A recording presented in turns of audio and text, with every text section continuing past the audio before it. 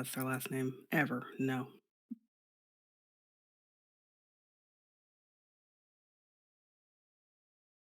Okay. Are we live? Is there audio? Ah, it's very exciting. Hi everyone. Hello and welcome to the end. Not quite the end of the stream, but we're getting there because I know some people saw the stream schedule tweets with all the little game thumbnails and then saw this last one that just says like, that's all folks, or lights out, and there's curtains, and you got worried, but it's like, no, chill, relax. It's not just going to be like 4 hours of silence. We are playing a game and it's going to be fun.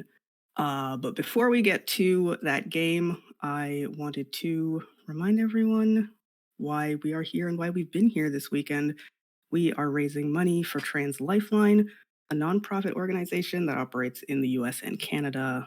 They offer direct emotional and financial support to fellow trans people in crisis through a hotline and micro grants. You can find them online at translifeline.org.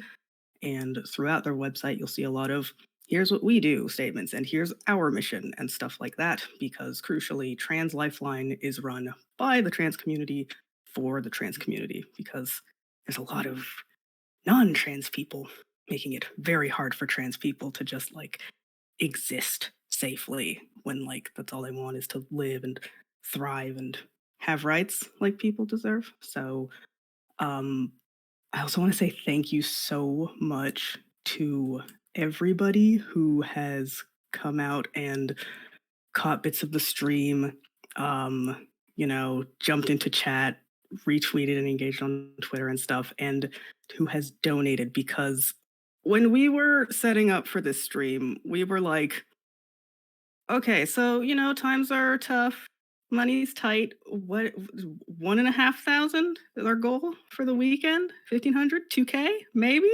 What do we think? So we started at a goal of 2K, and we're just like, listen, any amount that we can give, that rules. And everybody was like, hold my beer, I guess, because here we are sitting at $7,051.66.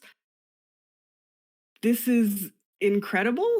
And every time we have to like up the goal, it's been my heart has grown like 5 sizes, because it's incredible to see that people just keep giving so much, and it's really touching and lovely, and just thank you again from all of us. I'm gonna stop now because I don't want to cry before the game starts.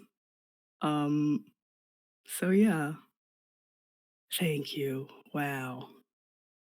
All right, now game. Um, so yeah, we are playing a game. It is a game about endings, though. This game is called Lights Out. It was written by Emily, who is here in Role Plus Bond. She played in the last game. Shout out to Emily. And you can find this game at toomanyfeelings5.itch.io/lights-out. If someone could put that link in the Twitch chat, I will appreciate you for at least 24 hours. Thank you. Um, this is a Descended from the Queen game about the final day of production on a long-running television show. And so I'm very excited for all of us to quote my friend Hugh, shout out to you, we all get to live out our Netflix dreams of ending a show people love. Okay, uh, let's move on to intros. Let's just go in the Discord voice order, like I said, because that will make things easier. And yeah, Coffee, do you want to start off by telling people who you are and where they can find you? Well, hi, I'm Coffee, pronouns they, them. You can find me on all social media at a coffee beans, or sorry, a coffee beans, and find all of my games at acoffeebeans.itch.io, where you can find some incredible stuff, including one-page RPGs and supplemental material. Nice. HB.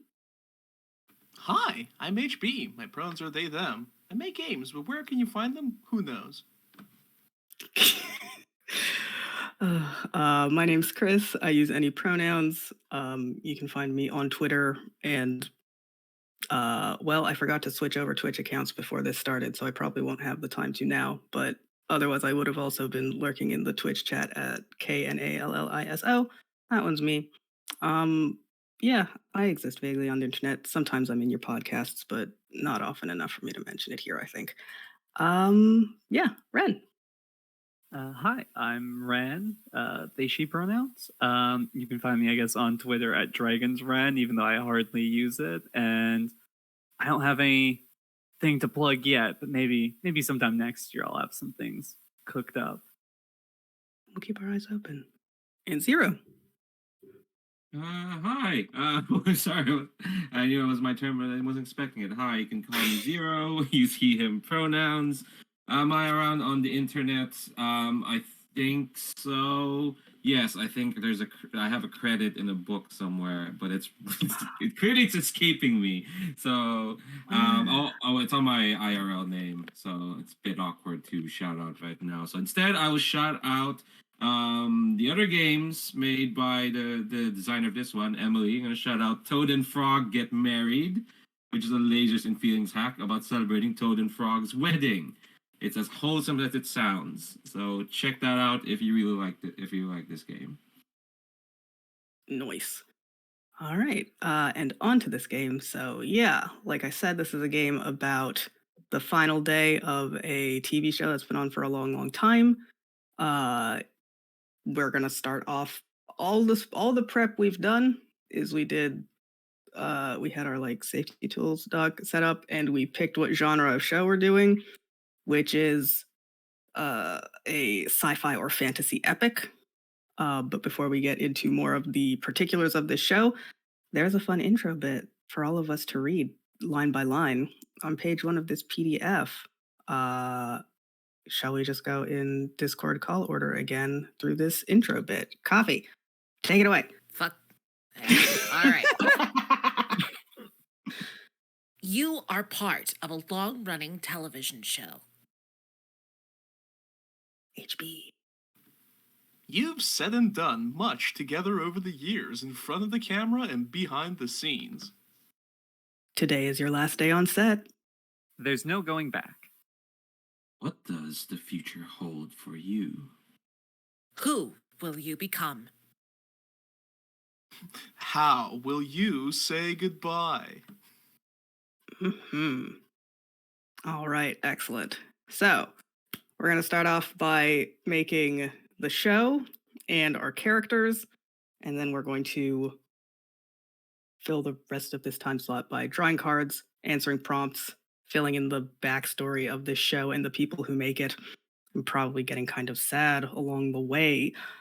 So yeah, we already have the genre of our show, fantasy or sci-fi epic. Now, do we want to go fantasy, sci-fi, or some ungodly combination of the two? Ooh. You mean space fantasy? That's very interesting. Yeah, like y'all know about Star Wars? No, I know I've never that's- heard of it. Okay. Sounds That's like obscure. that's space with magic, which is like both, so we could do that. But yeah, is anybody particularly drawn to either or a combination? I really like sci-fi. I definitely feel like, because we've been talking a bit before in like the chat and stuff for this gone on, people just keep mentioning Deep Space Nine, and I'm just like, yeah. Deep Space Nine is a Star Trek, right? Yeah. Yeah, it's a Star Okay, Trek. great, It's- perfect. That 'Cause, also like, has Specifically- fantastical elements. Yeah, specifically it's set on Oh. a space station. That's what makes it different from other Star Treks. okay. And the space station, it should be said, is kind of grubby. Oh, love Very that. dirty. All right, so then it sounds like we're leaning more sci-fi, but you know, there might be some fantastical stuff in there. Why not? Excellent. Okay, beautiful and wonderful. Next up, we will decide why the show is ending. Now, there's a couple of options here, so we can either roll a d6 to find out what it is by chance, or we can pick one that we like. The options are low ratings despite our best efforts, strike starting up across the industry, it was just time for the show to end, the director got signed on to a bigger and better project, the budget wasn't sustainable, or we got put in a terrible time slot. Hmm. I think of all those, the most optimistic one is definitely just time for the show to end. I feel like that's the most positive ending. Yeah, that's the most that's the nicest one, I think. If it depends really on the vibe we're going for, because usually when writers' strikes happen or strikes happen in general, the quality of the writing of a particular television show goes to the toilet. So if we just want to Ooh. say garbage lines constantly, I mean, that's not it. I'm just getting like hardcore heroes flashbacks. Oh, yeah. don't do Can this to me, can we please. pivot to an ill-advised subplot where we go to Ireland? What do you mean I'm the chosen one? What are you talking about? I'm a side character for season 2. Can we introduce, like an entire whole new cast of people for one season and then have half of them die by halfway through? Can we do Yeah. that? Can we just take one of the main characters who could easily resolve the major plot line and just remove him from the show until the very end and still bring him back and have him resolve it, but just, whatever. Okay. Woo. Let's make and fuck up our own show and then argue about, and then complain about heroes later. We are on a time limit here. Okay. So yeah, we want strikes so that we have more opportunities to say ridiculous sounding things. Do we want to go off on like a really sweet end and just like somehow Hollywood agrees, it's time for this to end? I feel like story-wise this is correct. Maybe they realize there's no more money they could get out of it. Who knows?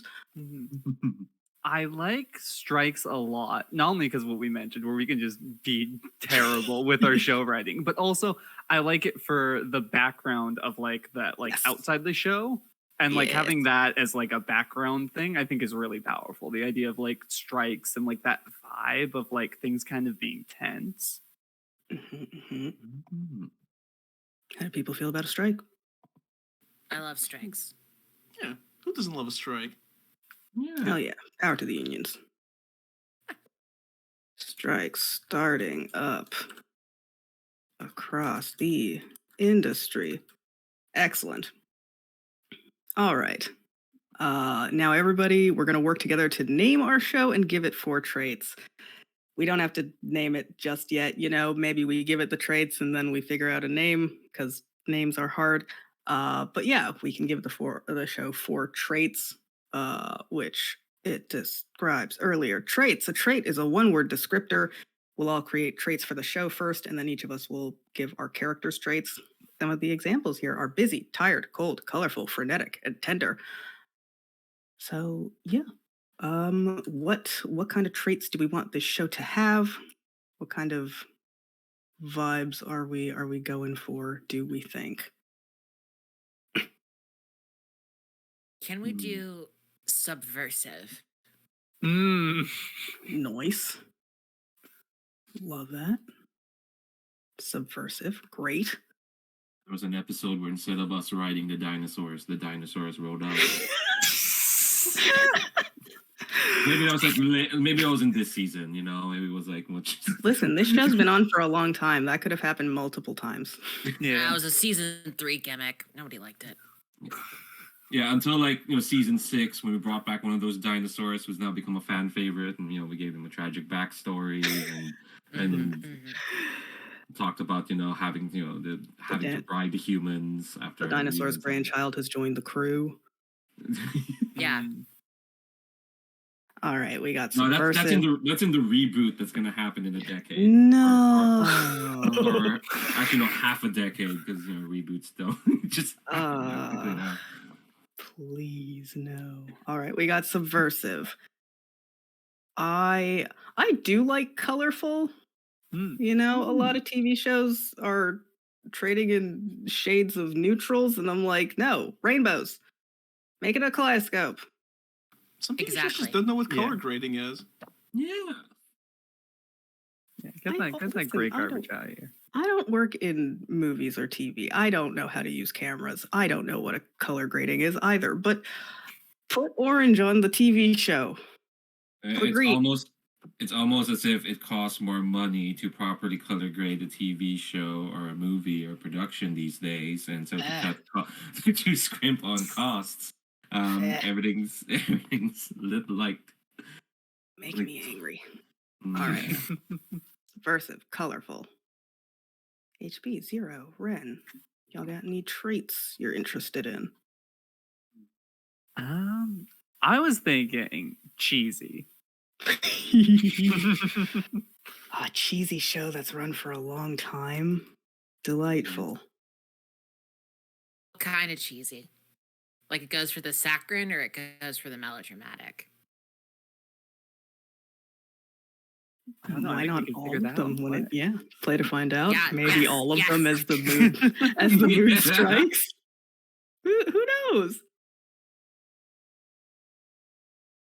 Okay. One more. Subversive, colorful, and cheesy makes me think of Twin Peaks. God damn it, it's happening again. No. Why is that one of our traits? Twin Peaks? I don't think it is. No. Can we, I mean, yeah, what if we Twin just- Peaks is all that. Like, I mean, What if it we put is. down weird? weird, yeah. Weird is definitely a trait. Surreal, Yeah. yeah. Mm, Subversive and surreal, or You want weird or surreal? I think it could just be art house. Yeah. A long-running art house show. It's like what if the prisoner got one of the season What if the prisoner went on for too long? 14? I'm I mean, I would love that. The prisoner's great. The prisoner is great. It's true. gonna look that up for later. All right, so weird art house, surreal. What is the word we want here? Do I like surreal a lot. I think weird just covers any given long running TV show. They've got the shrinking episode, but but surreal lets you just say, "Why is there a horse in the middle of the space station?" and nobody says anything. Mhm. It could also be. Listen, we put the eerie on the table. We put weird on the table. Why not put eerie on there? Ooh, Ooh. space should be eerie. I like eerie a lot. Erie's good. A You know, colorful presence and eerie- absence. Yeah. The absence of presence and the presence of absence. I love Mm. I love the contrast between cheesy and eerie. Yeah, it sounds like we've designed a TV show that's like cutting between Seinfeld and then Tarkovsky's Solaris. So Twin Peaks. Yeah. We put Twin Peaks in space. Good. All right, excellent. So now that we have the rough description of our show, again, the last thing it needs is a name, which we can continue to delay on because names are hard. But if something pops to anybody's mind, please just holler, because Yeah. that's anything is good to go off of. I mean, not to keep going on the Twin Peaks vibe, but I do want maybe to name the show on the setting. Oh yeah. Obviously Do we think we're on a like DS9 on a station?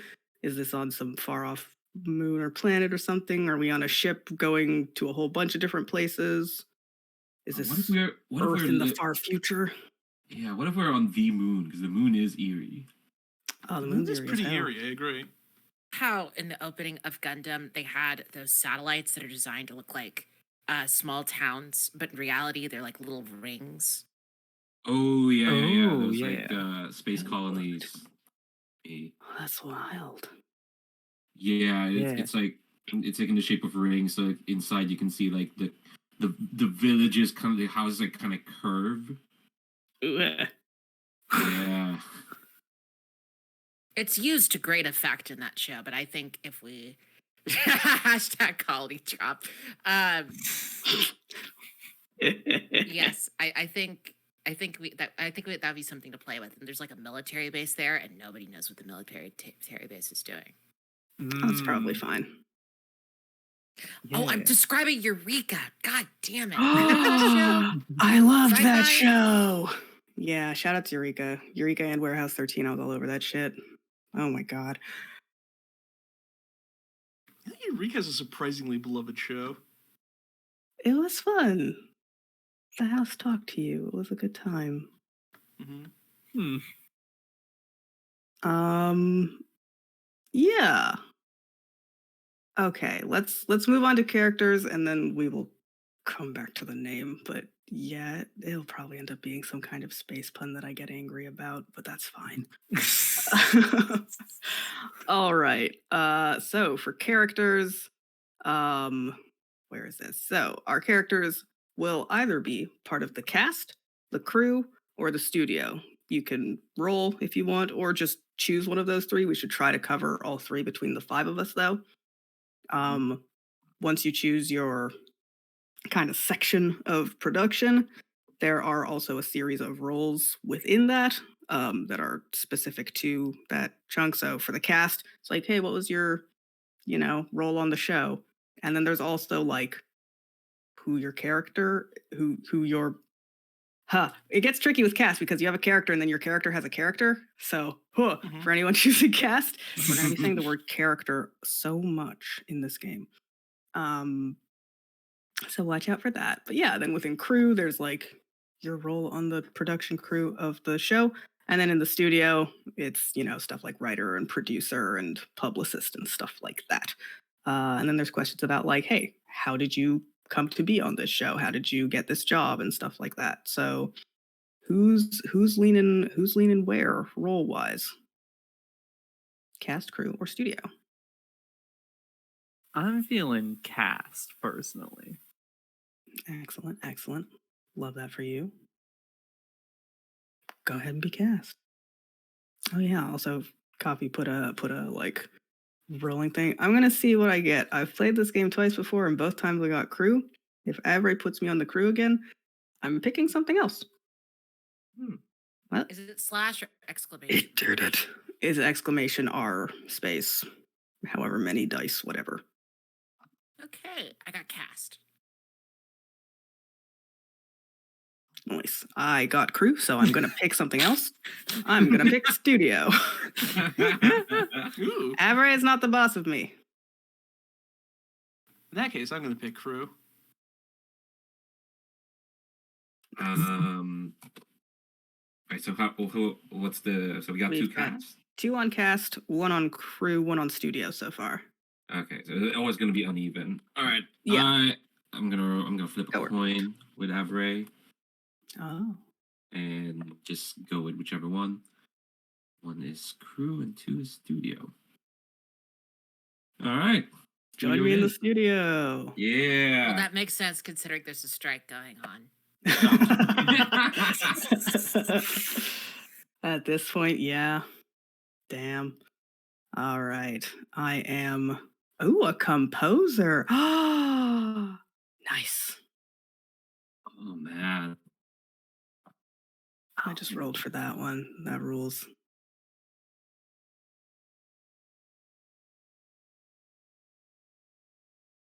Okay, I'm a producer. Oh god. Oh, I'm an older mentor. Interesting. Oh, is that your character or you as an actor? That's me as an actor. Because the Okay. choices were lead, supportive friend, romantic interest. I think that's your Antagonist. character. I think because the second one is like famous industry veteran, a rookie who caught a lucky break, a notorious actor trying to make a comeback. So I think the first one is your like on the show character, Yeah. or is that what you meant? Okay, Yeah, that's what I meant. Yeah. Too many uses. But maybe it's both. of the Maybe word it's both. character. Who knows? That's true. I Like changed said, my we're mind. I think I'm gonna be a writer instead. Sick. Play what you know. I'm going to be a rookie who caught a lucky break. On this weird ass show. Beloved weird ass show, though. Yeah, just like Kyle MacLachlan. Well, no, he was in shit before. Mm-hmm. How did I get this job? I believed in it from the beginning. Hell yeah. This is my big break. Oh. This beloved, subversive, eerie, colorful, cheery show. The studio, this is like the most hopeful studio I've ever seen. We all just believed in this. Ren, who's your character? How are you feeling about your character? I don't know. Apparently, I'm a relative of the director, so that's interesting. Another weird layer. I'm looking at the crew roles, and I think I want to be like. I'm looking at all of these, but I think what I actually want to be is like one of the props people. Yeah, that's Like, very good. Like not exactly a set designer. I think a Prop I want to master. play sort of a prop master. I want to be a little more specific than that. I want to be the guy who does the robot arms.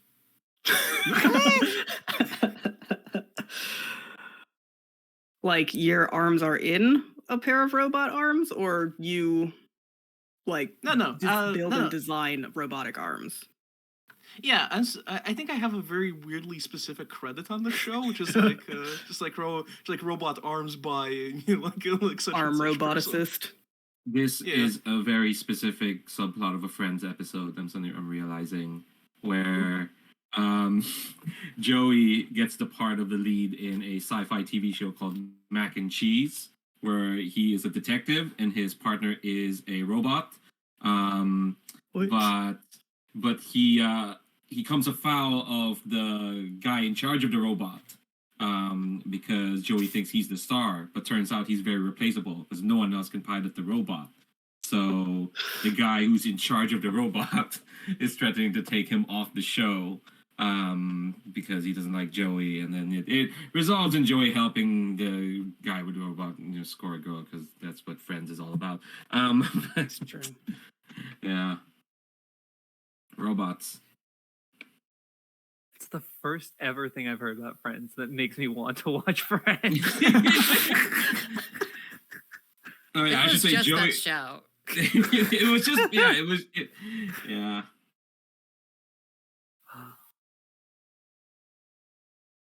Okay, I cannot decide what my cast position is going to be. So I'm gonna roll for it. Ren, do you have something decided so I can nix it out? Hold on a second. Boop-a-doop-a-doop-a-doo. Yeah, for cast, I've done. For the first one, yeah, I got older mentor, and for the second one, I got relative of the director. Okay, For role then and I'll for who we are. I'll be the lead. Mm.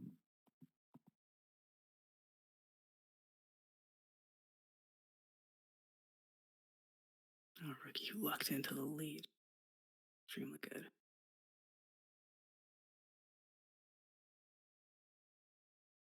Who should I be?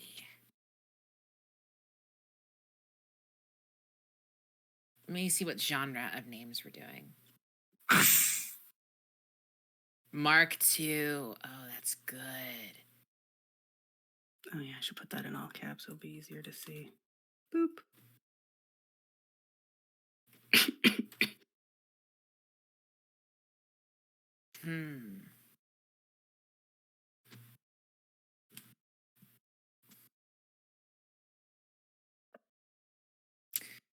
I've got it.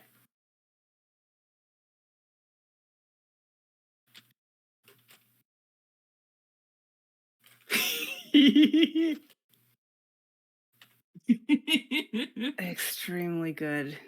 Is that your government name or is that a stage name? Was I supposed to have a No. different name when I applied? Sorry, I'm not familiar with the. Sorry. Very good, rookie.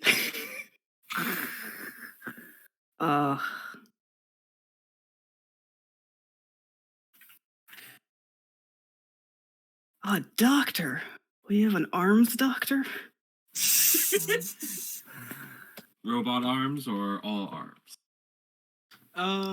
Well, no. I actually, like before I started working on the show, I was a nephrologist, But that's unrelated to the thing I actually do. This is just a gig I got as like a hobby that eventually turned into my career. I am a trained doctor. Oh no. This is like a hobby that you made into another job. Well, it's more like people. A friend of a friend got me on the show essentially. Sure. Oh, it's like one of those like I forget which actor this happened to, but they accompanied for an audition, and then they got the part because they looked the part more than their friend. Oh yeah. That's Robert Englund Damn. as Freddy Krueger. He was accompanying Jackie Earl Haley to an audition, I think. Oh my gosh. Hey, your audition was great, but your friend over there has amazing serial killer vibes. Can you get them in the room? No.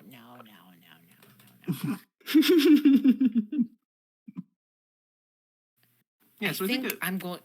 Oh, go ahead. go Go on. ahead, please. No, go I ahead. want to hear what you. No, you go ahead. So I'm trying to figure out a name for my character. I think I want to be a captain in the sort of Eureka tradition, where I'm sort of this outsider who gets stationed here Mhm. and has this tension between keeping the peace and figuring out what the hell is going on. Sure. Are you just like from somewhere nowhere like this, and then they're like, "Hey, you're gonna be stationed here now," and you're like, "What the? Why? Why me?" I think I did something to get demoted. I think I reported somebody. Hmm. Oh, you're a what's the word? The people who do leaks. Whistleblower. Whistleblower. Thank you. Yes. Okay. I don't know. I kept wanting to say showstopper. That's not it at all. It's true. I am that, but I don't know. It's my favorite snow showstopper. Oh. I have a pitch, by the way. Let's hear it. Coffee for the relation between our two characters in the show, our fictional Yeah. characters Go we ahead. play. I want to be because I'm the older mentor. I want to be like a mentor to you, but I want like and I think like this has been revealed because we're going into the finale that like I'm just the older version of your character. Oh, Oh my god! yes. Oh, good. Is that like a? Oh my god. Is that a like? We're saving up this big reveal for the final episode of the show. Yeah. Beautiful. Or like it kind of like dropped as like the cliffhanger of the second to last episode. So all the fans have been like, what? Like, what the fuck? But he's been here for like 17 years. What do you mean? Is it because the older mentor had one of those Char Aznable masks and then you took it off and it was? It looks. You're like masked this whole time. Yeah. But it's only the upper half, and you look nothing like me. But everyone, but then the camera treats it as like, oh my god, they're the same person. Yeah, it's a lot of makeup and a lot of prosthetics, and it kind of works. It's like it really tries to bank on the fact of like the older and like the wrinkliness. Like, oh, they'll track. Well, now we have to come up with a name together for my character, so you can be somebody else, quote unquote.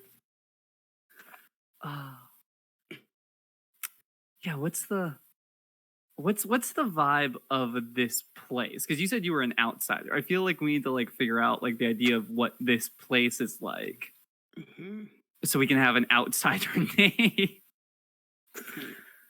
Like if you got demoted and then came here, is like you're in some sort of hierarchy or like some kind of organization with a structure. Is this place just like not structured like that at all? I think I was a big city. captain. Space captain. I was a big city. Or am I a... Oh, hold on. I don't want to be a cop. What if you I were like was- a captain on a ship that went a whole lot of places and now you're stuck on one place that doesn't go anywhere? Mhm. Right. Yes. Perfect. What if instead of Cisco being on DS9, it was... No, Janeway would...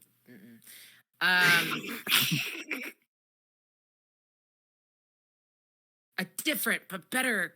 Well, not better. Cisco's the best one. Like a Kirk. Mm. Mhm. Okay. You're just trying to Daring freewheel. Brash. Yeah.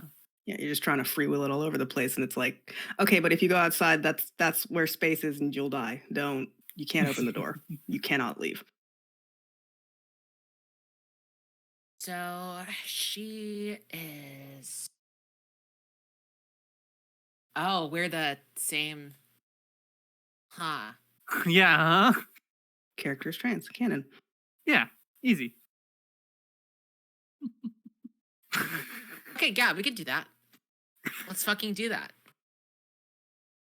Oh, man.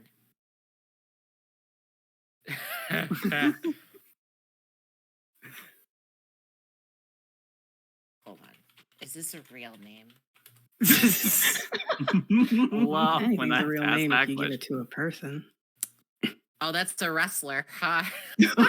Oh wow. Well, now I gotta know. Well, yeah, I got I it. was like, maybe it's Jesse Ventura, but no, that's a That is it. The That's a wrestler, great the wrestler, name, though. yeah, but Wasn't he like in government? yeah, he became the governor of Minnesota at one point. Uh-huh. Jesse the Body Ventura. He was in Predator, wasn't he? Yes, he was. Yes, he was. Let's see here.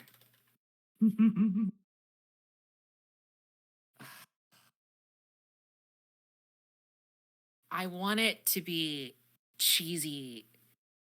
Mhm. Oh, I know what it is.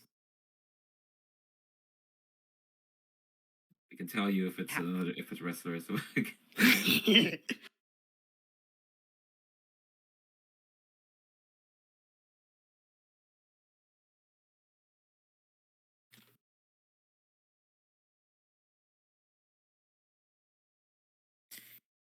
My name is Good. Captain 771.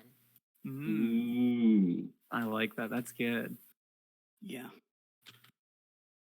7-1 is the. I just love the idea of two people with the last name 7 and 1 being like, we're hyphenating this. Yeah. Some people add them, some subtract. We're just, you know what? We want everybody to know who's involved here. It's 7 and 1. Just 8 doesn't say the same thing, you know?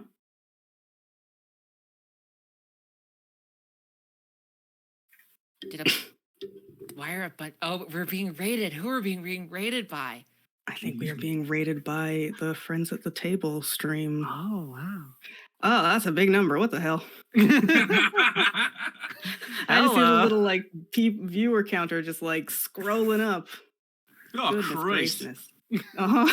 Well, Jesus. hello everyone. We're playing Lights Out, and you can find a link to the game as posted by the Most Magic Cole. Thank you, Cole. You're the best.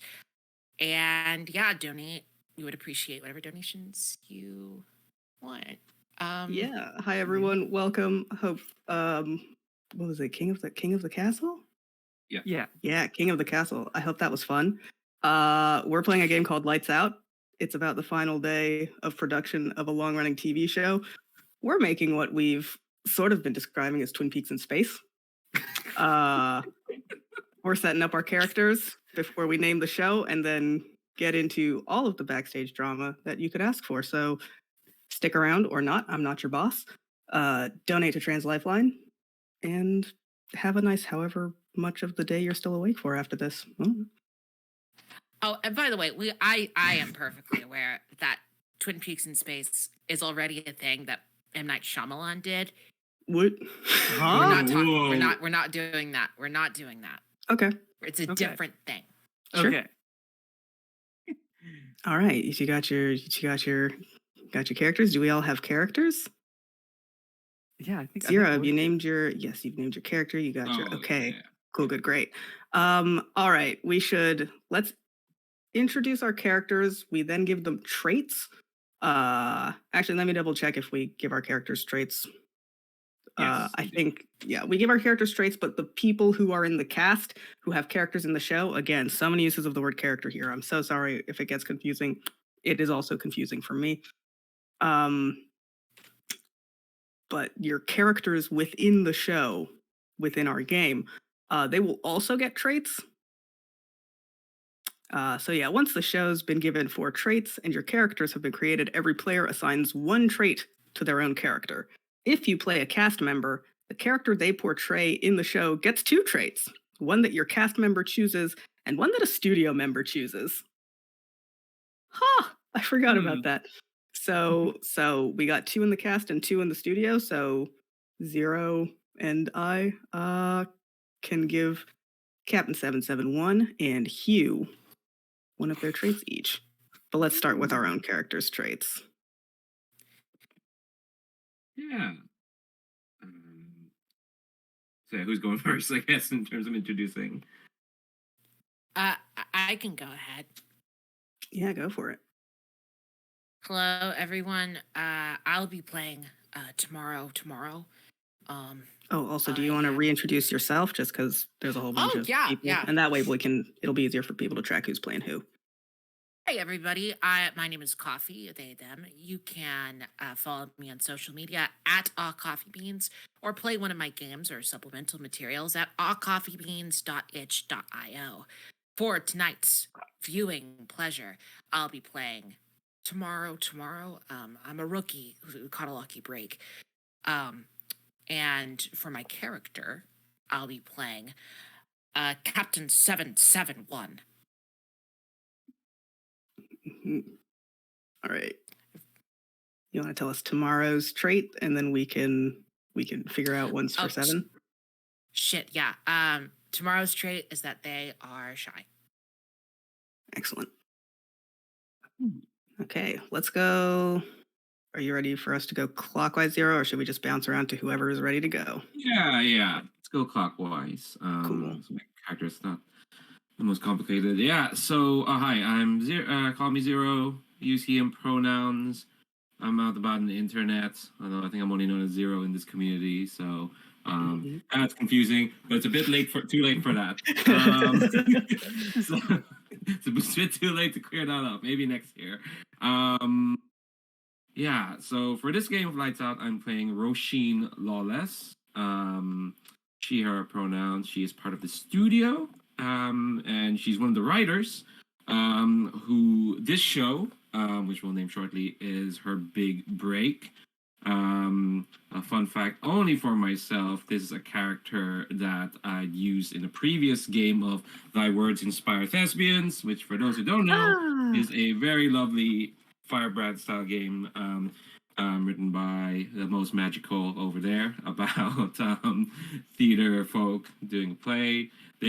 She has since graduated to writing for TV, so she has betrayed theater, and has gone for the big bucks.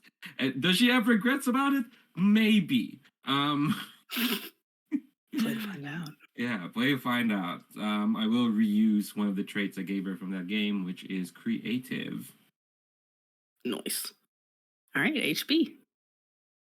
Hello, I'm Happy Birthday. My pronouns are they, them. And I am playing Dr. Francis Gorefish. His pronouns are he, him. He is the guy who operates the robot arms on the show. He designs, operates, and does a little bit of technical work on them. He has a very specific. He has I think his credit has changed over the course of the show. He's kind of like a props guy, but for one specific prop. Mm-hmm. And he got on the show he used to have a different job. He used to be a nephrologist, but this is actually his true passion. He really loves working with animatronics. And his trait is that he is mischievous. Fantastic. Okay, I'm just grabbing an image, because part of the reason why I wanted to use a Miro board for this is one, because text is less of a nightmare than Roll20, and two, because it's easy to just drop in images. So I'm Chris. I use any pronouns. My character is Mark II, he, they pronouns. He works in the studio. He's a composer on the show, and they've believed in this show from the beginning. Their trait so far is grand, and I'm face casting him as 80s Rick James. Oh, that's beautiful. That rocks. That's good. Mm. So man. that's where we're coming from here. Pictures. Yeah.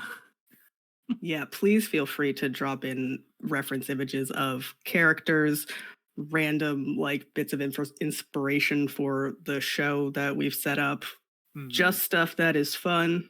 Yeah, have a ball. Ren, I'll throw it to you. Yeah, my name's Ren, they, she pronouns. You can find me at Twitter at DragonsRen. And today I'll be playing William Grant on this show, who's one of the cast members, a relative of the director, and whose role in the show is an older mentor. His character's name is Hugh, he, him. But as we were talking about prior to when we got rated there, we determined that this character in the show, Hugh, is actually the future version of 771, the lead of the show, through some Yes. time traveling. Mhm. Yeah, and then for William, trait-wise, I just have laid back. I think like my vibe of William is like, this was kind of like his final role. He's just kind of done now. So he's like kind of like hit that point, like, I'm retiring, like life's good. Like I'm just not concerned with anything. Mhm. Cool. All right. So Coffee and Ren, each of you need to give your characters a trait, and then me and Zero will pick one of said characters and then give them another trait. So Zero, do you want to give Seven or Hugh a trait? I'm gonna give Seven the trait of, just because I like a contrast between the actor and the character. Intense.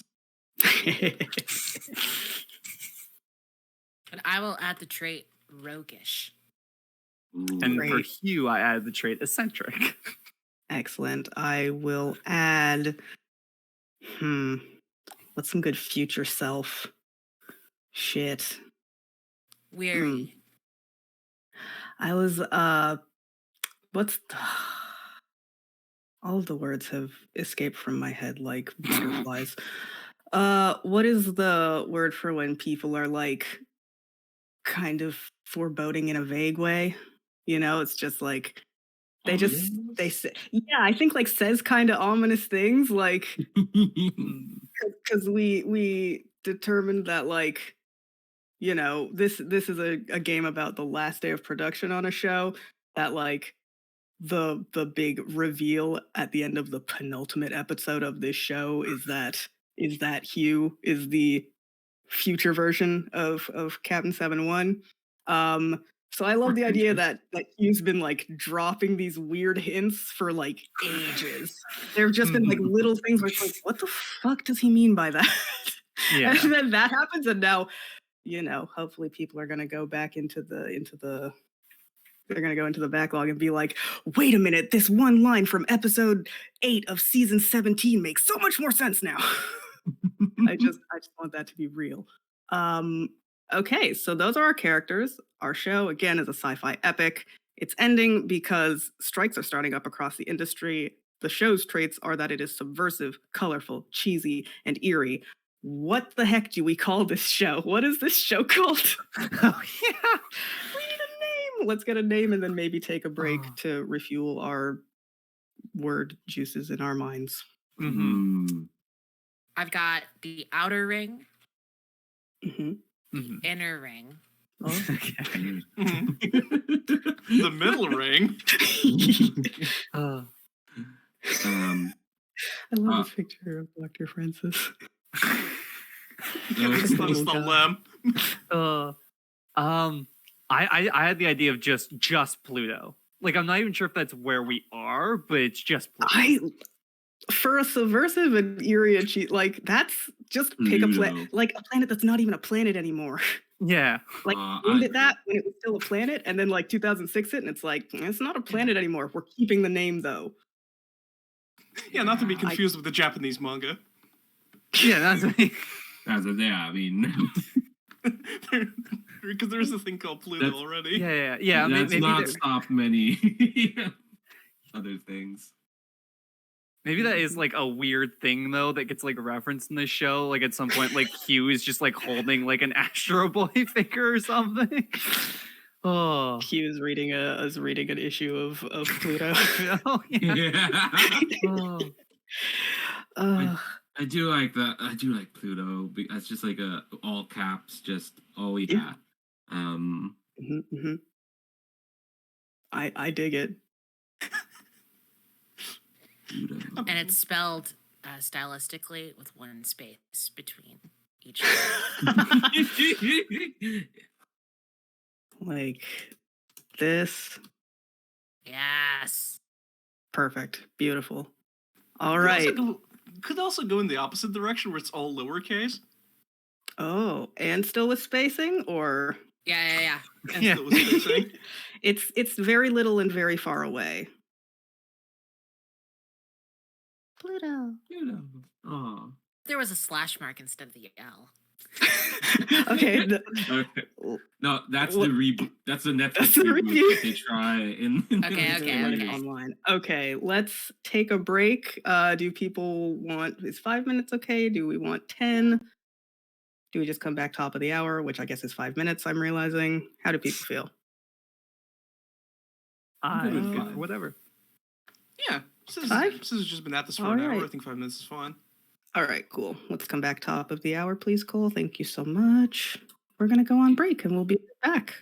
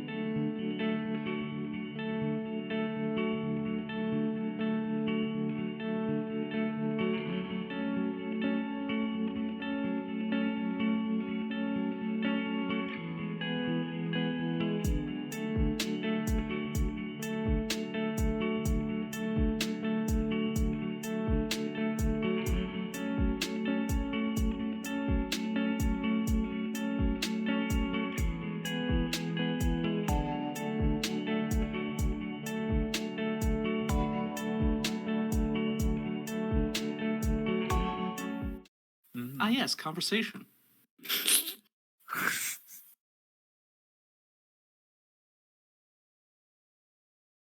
Okay. We are live. We are live. We are back. I'm just going until I see the thing on the stream. Well, okay, HB, live. Who's your face cast? Yeah, who is this? Is this just a picture of a guy? Wait, what was the question?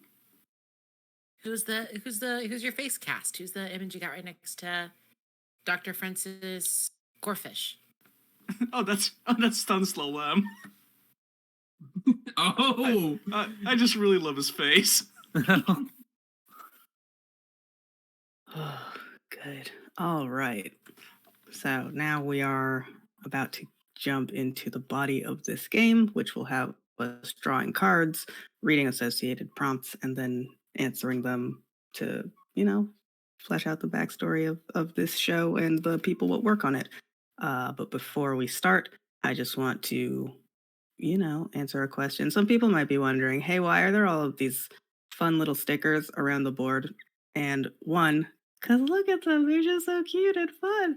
But two, in this game, every player gets 4 tokens that they can spend whenever you want during the game to do one of a couple of things. You can change one of your character's traits. You can get rid of one of your character's traits. You can give your character a new trait, or you can give somebody else's character a new trait, and that includes the in the show characters of Hugh and Captain 771. So I just thought it would be fun if we have these little tokens. And if you're like, hey, I want to give 7 another trait, and then just boop, you get a little star. That's for you. It's a gift. So yeah, we have those tokens just so we can keep track of, who's got some traits that they can hand out, because that's a fun time. So yeah. So the cycle of play goes on a person's turn, they'll draw a card, read the prompt that goes with it. You can then answer the prompt if you like, or if you would rather not, you can pass that card to the next person on, who can then have the option to answer it. If the card just gets passed all the way around and nobody likes it, we're just going to chuck it. We're just going to discard it. And then whoever's turn it was can draw a new card. And once you've, given your answer and you're done, you're good. The PDF says once a player answers a prompt and any follow-up questions, their player flips the prompt card face down and simply states, "That's the wrap," which I love so much. And also, if anybody wants a break at any time, you can ask the group, "Is this the martini shot?" Which I'm told is a TV reference. To indicate that to like ask if we're good on time or energy levels or people want breaks. So yeah, let's jump into drawing cards. Everybody can get into the playingcards.io room, right? Mhm. Okay, cool, good, great. Does anybody want to go first, or shall I default just to be like, hey, here's how this year game goes?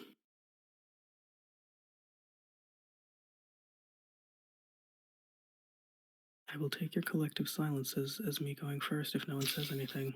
Sorry, I had a mouthful of pizza. Yes, I would love for you to go first. I would also love for you to go first. Sure. Okay. All right. First card up is the King of Clubs. All these prompts are down at the bottom of the PDF. King of Clubs that I'm okay. So clubs as a category, as a suit is a questions about the show. The King of Clubs reads, "Oh, you had to step away from the show for a while. What was different about you when you came back?" Oh, damn. Mark had to take leave for a bit. Damn. I think Mark hit like a creative block. You know, as the composer of the show, that's like really setting the tone for what this is going to be from like, you know, the opening theme, which I think I'll get to that maybe. But like the opening theme, you've got like all of the little, you know, character like motifs and themes and stuff as they like come on screen. There's the sort of like I don't know if the composer also does just generally like, hey, here's what sounds like sort of gizmos and stuff make. Like, here's the soundscape of this world. I think Mark was like kind of, you know, they love this show and they like always believed in it and just like really wanted to make it feel like something special and then just ran into a wall and just had to take a step back, I think, for maybe like 2 or 3 seasons. Um, so probably the show felt very different in those years because the whole sound of it was like off, like not necessarily worse, but it's just like, oh, that, you know, the robot arms used to make more of a like and less of a like, you know, you know. So But yes, hi, I have a go question ahead. for you. Sure. What would you describe as the general music of this TV show, of Pluto? Okay, let me see if I can get this YouTube link because I during the break I realized like, oh, I know what song this setup of a show reminds me of. There is a okay, I can't spell. That's fine.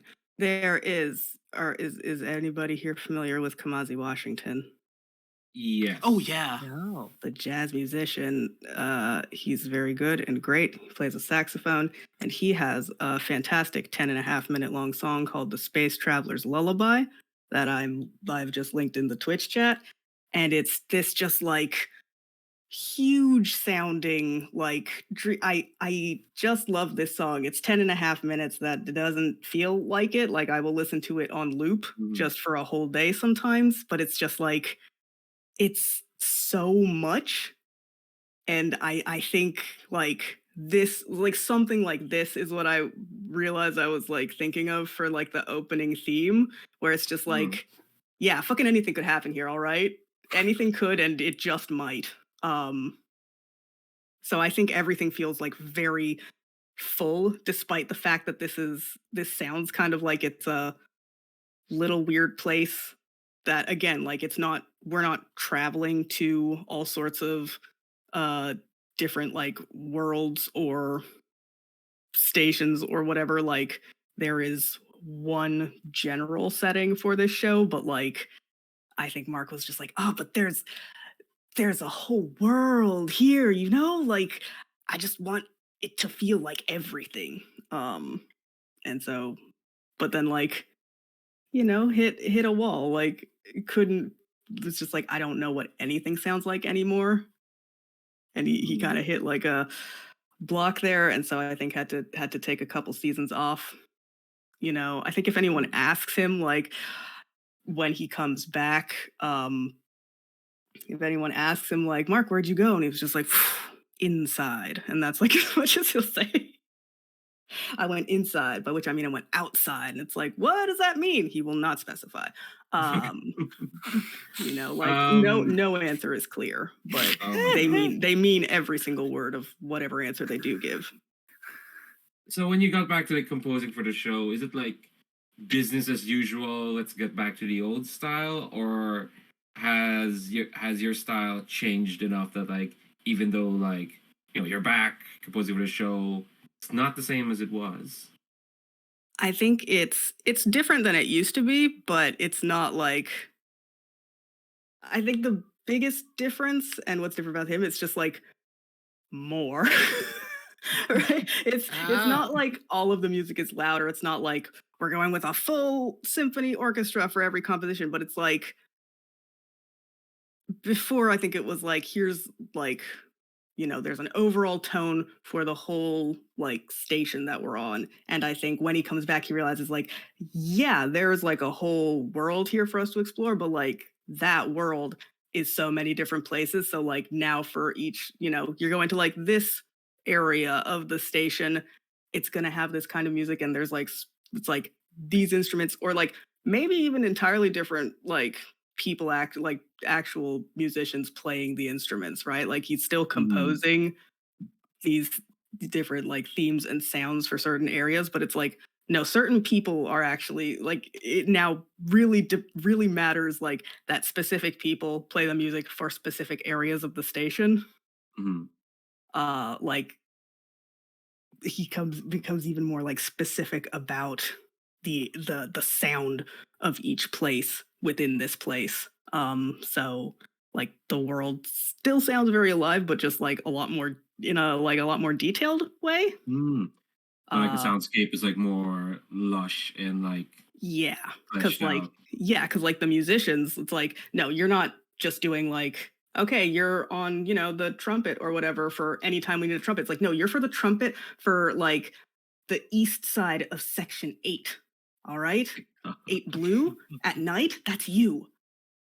Live there, be there. And so, I think probably for some musicians they're like, okay, I'm still a musician and I'm still playing the instrument that I have, but I think like Mark being very grand is good at like explaining it in a like live there kind of space to the point that some people might be like, yeah, I fucking live there. And then yeah, different people playing different trumpets for different sections of the ship is going to sound a little different, and I think it's fun. I think he just like comes back rejuvenated and just like gets even more like somehow believes in this show harder. Hell yeah. Mhm. Yeah, Amazing. my boy needed a vacation. uh and that's if there are no more questions, I think that's a wrap for my turn. Do we want to go order wise in Discord call order or clockwise around our Miro board table? I was gonna say just clockwise, just because that's what the stream can see. That Yeah. makes sense. Yes, That's fair. 100%. Follow the rules Either you can way, it's see. me. That's true. Oh, yeah, that's true. All right, take it away, Uh, Ren. Yeah, I'll just say, let me draw and see what we get here. That's a 2 of spades. So spades, if I'm looking here, is behind the scenes, and 2 of spades. Something you had said on a break made it into the final script. Who do you thank for this? Huh. Oh, That's an interesting one. Something you had said on the break made it into the final script. Who do you thank for this? It could be between William and Tomorrow. It could be something you said offhandedly to Dr. Francis. Francis? Francis, please. Francis, Dr. Gorefish. Mhm. hmm I mean, Russian is a writer on the show. Yeah. That's what I was thinking. If like, I think like, you know what it is. I think it's not even a line that Hugh has in the show, Ooh. but I Oh. think Will was like talking with Rosen about like just like some like weird like vacation he had been on, and like just this weird like bizarre what's the word I'm looking for here? Like the idea of like enjoying something even though you were just like simply a passenger going along with things. Like you have completely like lost control of the situation, but like the enjoyment of being in that, of just kind of like flowing through that. And just the way will like describe that event, I think Rosen added that into the show for a different character. Ooh. Nice. Mm. That's very William. Also, I think I do have a face cast for William now. Please. Let's do it. Let's do it. Which let me see. Let me make sure it's paced right. Hopefully this Usually it works. Oh, did it? Oh yeah, there we go. Oh, Which there he is is. when I was Good. thinking eccentric. Who could do eccentric and ominous? There was only eventually. I feel like we just got there. For I reference, legit thought you were gonna pop out a photo of Tom Waits or something. I was Oh fuck, that would have been good too. close. For reference, Red has pasted a picture of Christopher Walken. Hmm. Very good. We're walking, Oh. just walking here. Yeah. Anyways, though, I think if no one has any questions, I think that's a wrap for. Well, sounds like Zero has a Oh, question. oh, I always like to ask a question. fair, fair. Even if I don't have one at the moment. You I have. you didn't mind that I Roshin gave the idea you were describing to another character, because in my mind that kind of like weird like laid back kind of like vacation feel that fits more this other character, because it's coming to the end of their story, yours, and you don't get that. Is that okay? Is that okay? Yeah, William? I think like maybe like someone like Tomorrow or something like asks Will about that later. Like someone hears about it and like asks him like, oh, like, you know, aren't you upset that like, you know, this other person got this like line and you didn't get to say that with your character? And Will's kind of like, well, yeah, because it wouldn't make sense with my character. Like that would have been like bad. So I think like And then in Tomorrow agreement goes- with you. Yeah, and Tomorrow is like, oh, okay, yeah, that makes sense. I never knew about that. Mhm. I never thought about that. Extremely good. Yeah, I wanted to ask how did William feel seeing that line in there? Like just Mm. reading the script, you know, they're doing the table read for the final episode, sees that line in there. What's his reaction? Just give us a little like a picture of him seeing that line and realizing Yeah, like I think oh, I think the table reads going. And I think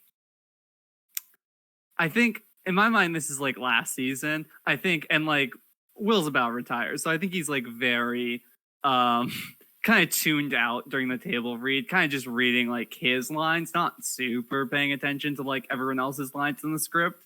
And then like during the table read, the actor says that line and like immediately just like kind of looks up out of it like a daze and kind of looks like a little confused. Just like, huh? Did I say that? Like, but like doesn't bring anything up, but like just kind of like, huh? Who did he give the line to? Or rather, who did Rosen? Who did she give it to? Gotta think about characters on this show. I think there's this really laid back, like chill, like mom character who got it. Oh, Yeah. brilliant. And she is played by somebody. Who am I thinking of? Natasha Lyonne. Natasha Lyonne should be in everything. Okay. Yeah. Yeah. And I'll put Yeah, I that. can I'll put that on a note somewhere.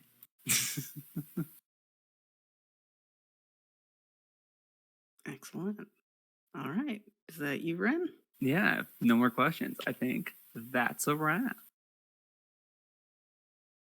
Nice. All right.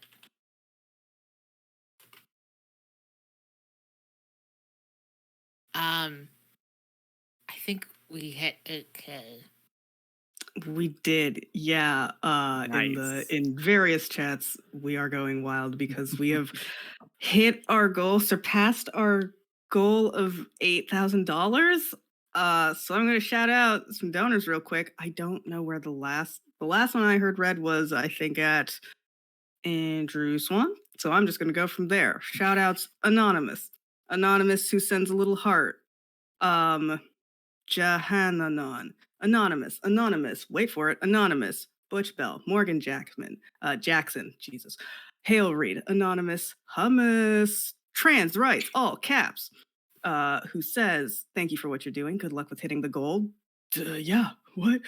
Anonymous, GIF out, who says trans rights, exclamation point. An anonymous Joanna, Madeline, M. Peacock says happy to jump over after the Friends at the Table stream. Hope lots of the rest of us also donated.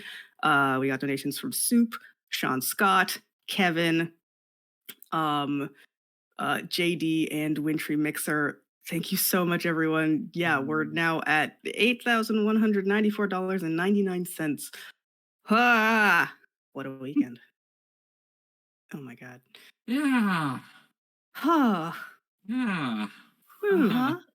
Coffee, it's your turn. Also, I'm finding a picture of Natasha Leone, so I can do that while you do card things. Yeah, totally. If we reach $10,000 by the end of the night, I will sing a song. All right. Oh my God. I've received the Ace of Diamonds. Ooh. Is What is ace as a category? The audience What is reception. diamonds? audience reception. Oh, good.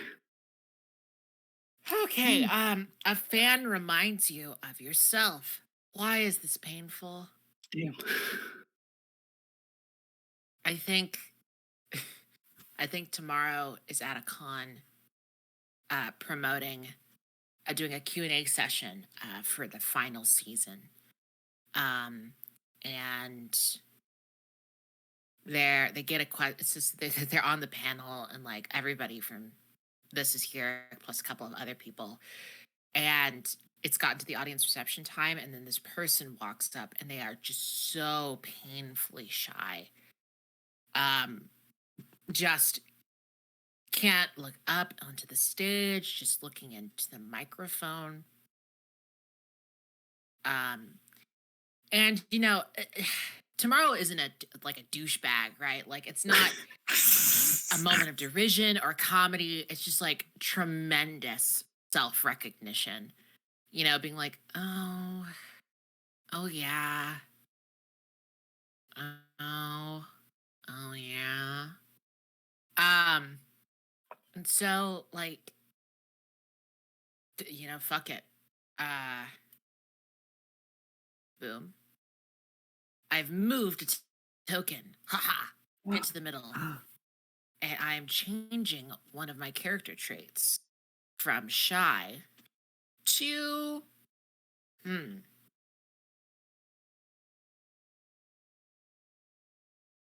Self-aware. It's a good word. No, self-aware goes hand in hand with shyness a lot of the time. Sure. It's like grand. I feel like they're more prone to like talking about stuff that they're interested in these big sweeping tones. Very dramatic, but also, you know, kind of charismatic.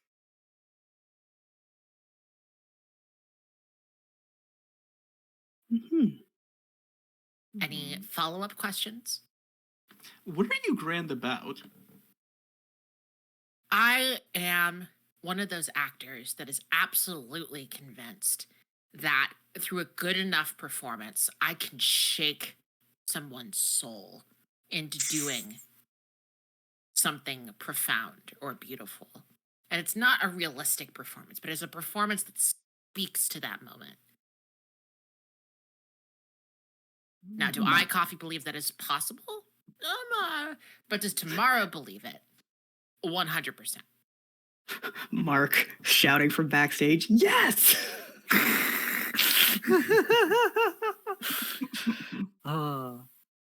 Finally, somebody else is grand on the show. Somebody sees it, the vision. And it's 100%.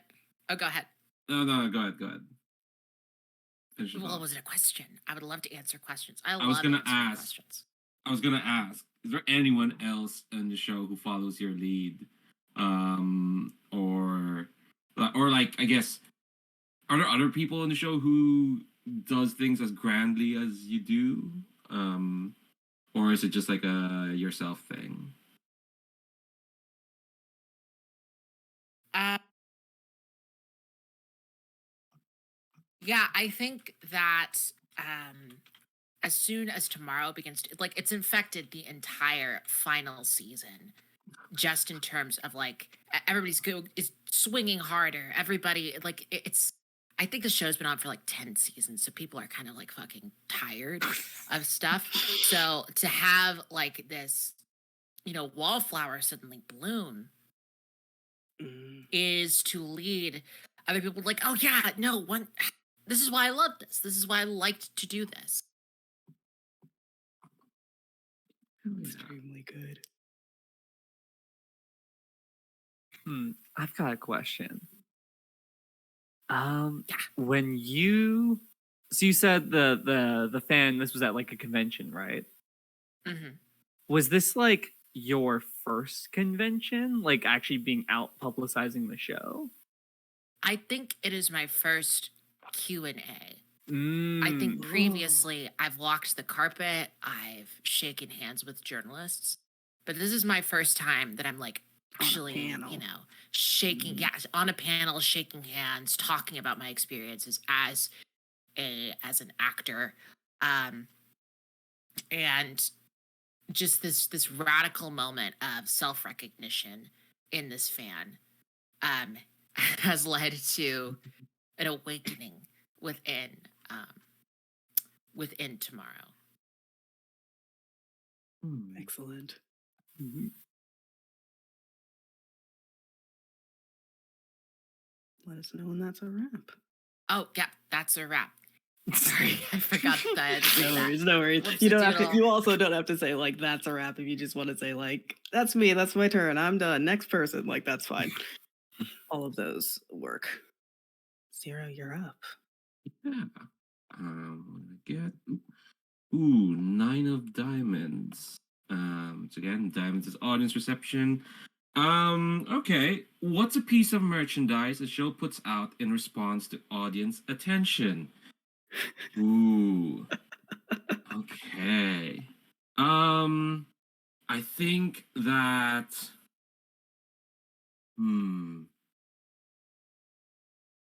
I think like this is not this is a plot idea that Roshin has, which is not her best idea that she kind of just kind of like puts out because this show is her big break, and I think she only came on like maybe like the last couple of seasons, but by the final season she does have kind of the air of like, okay, I've used all my sci-fi ideas. I'm ready to write like, I don't know, social commentary and social realism over there.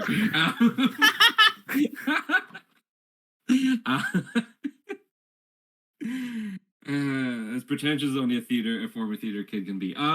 So I think like she puts out like I think it's a kind of I think it's a kind of like symbol or like necklace that she gives to Hugh, kind of like a mysterious keepsake, and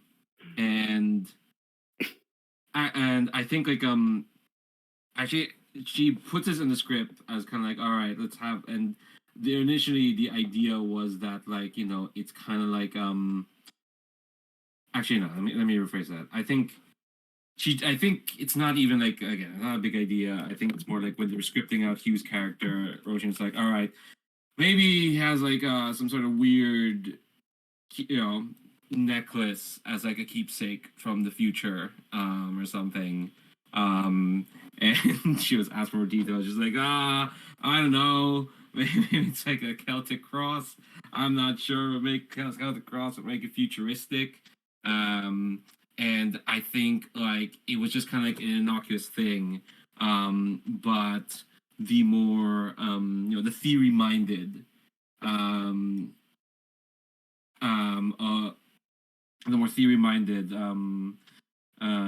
part of the audience remembered that seasons ago there was a random extra that had the exact same necklace that Roshin had just loaned out like, on her first day. Like, all right, here's like a prop.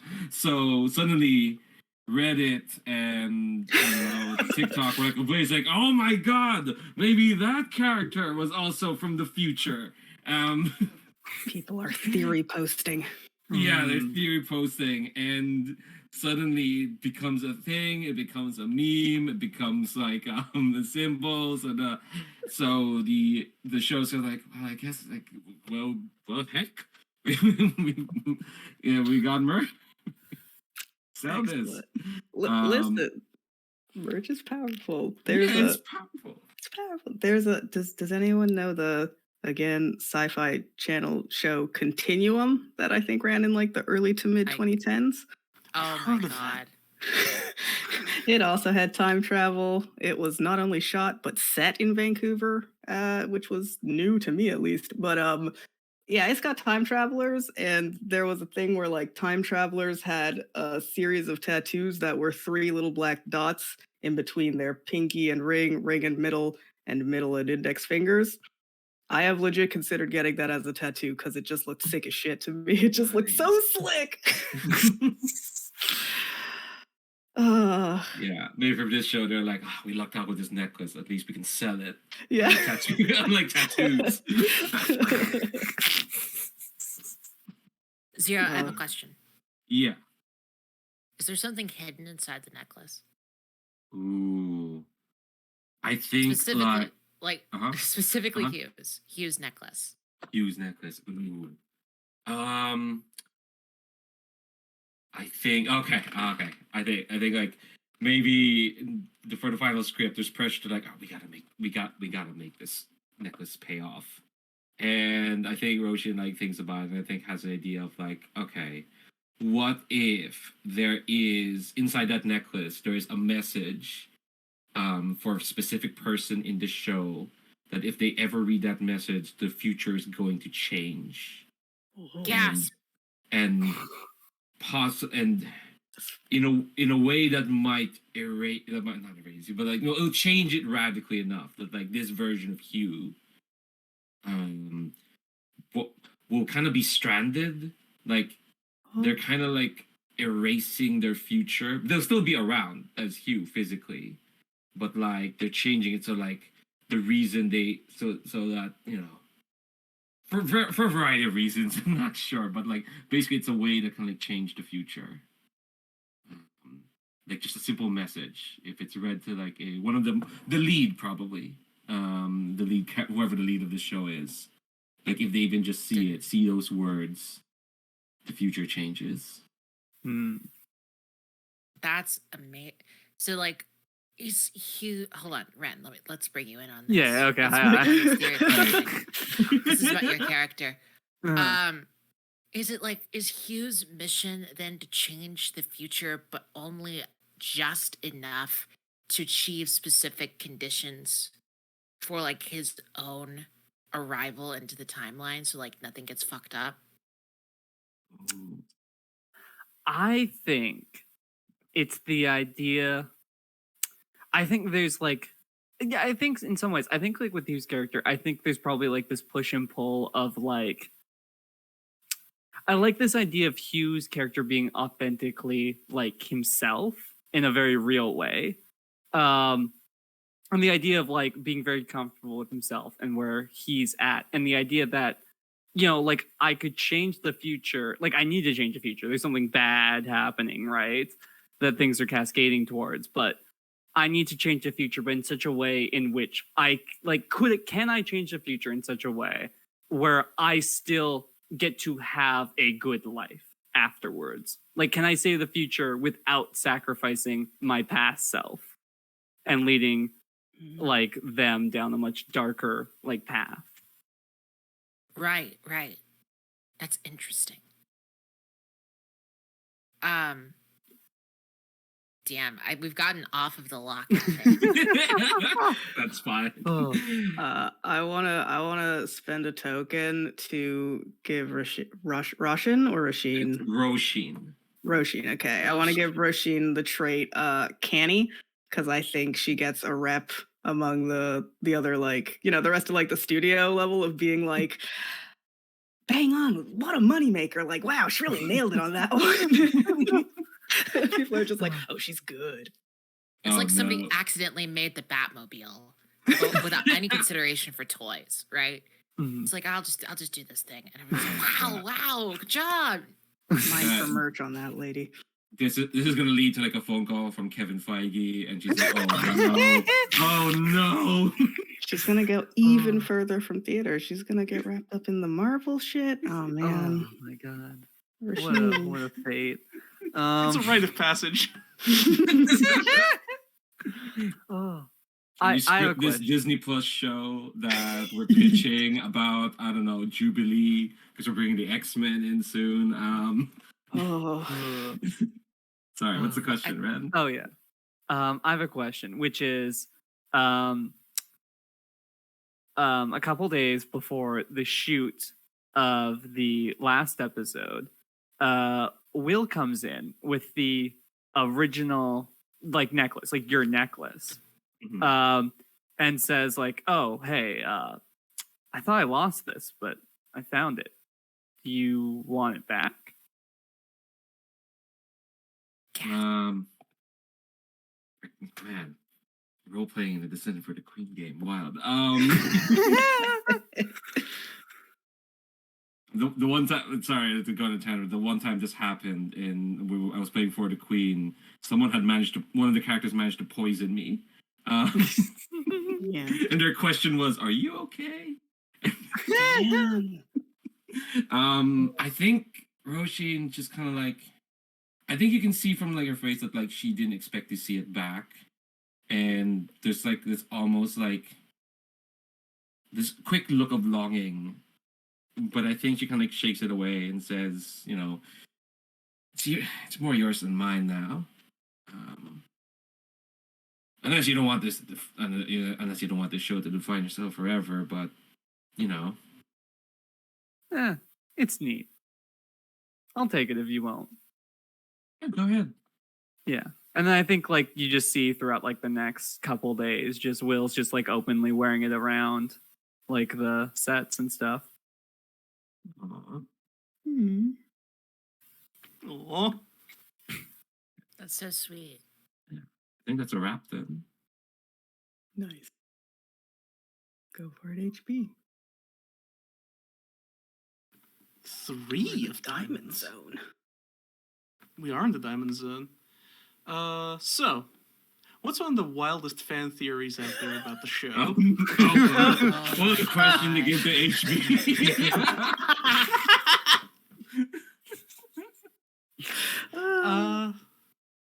Let's see. What's one of the wildest fan theories about the show? It has to do with one of the robots, right? Yeah, I think it does have to do with. I think it does have something to do with the robots, and I think so important thing about Dr. Francis Gorefish has not seen a single episode of the show. Perfect. Ideal. But people keep asking him things, though. Oh no! Did he make something up on the spot and then everybody just ran with it? I think he does. I think he has said so. Like, I think he's a man who's not necessarily good with his words. So sometimes he goes off in a direction, and people just kind of take it for a little more than what he meant. And he says things about the show that aren't really supported in the text itself. For example, I think in an interview he once implied that the robot arms are. He knows that, like, for example, Hugh was named Hugh and that he's played by William Grant. And I think he just says that the robot arms are actually the other future version of are actually the other future version are actually the future version of 771. Leading leading her somewhere. So I think that's the important thing about the robot arms. They have a sort of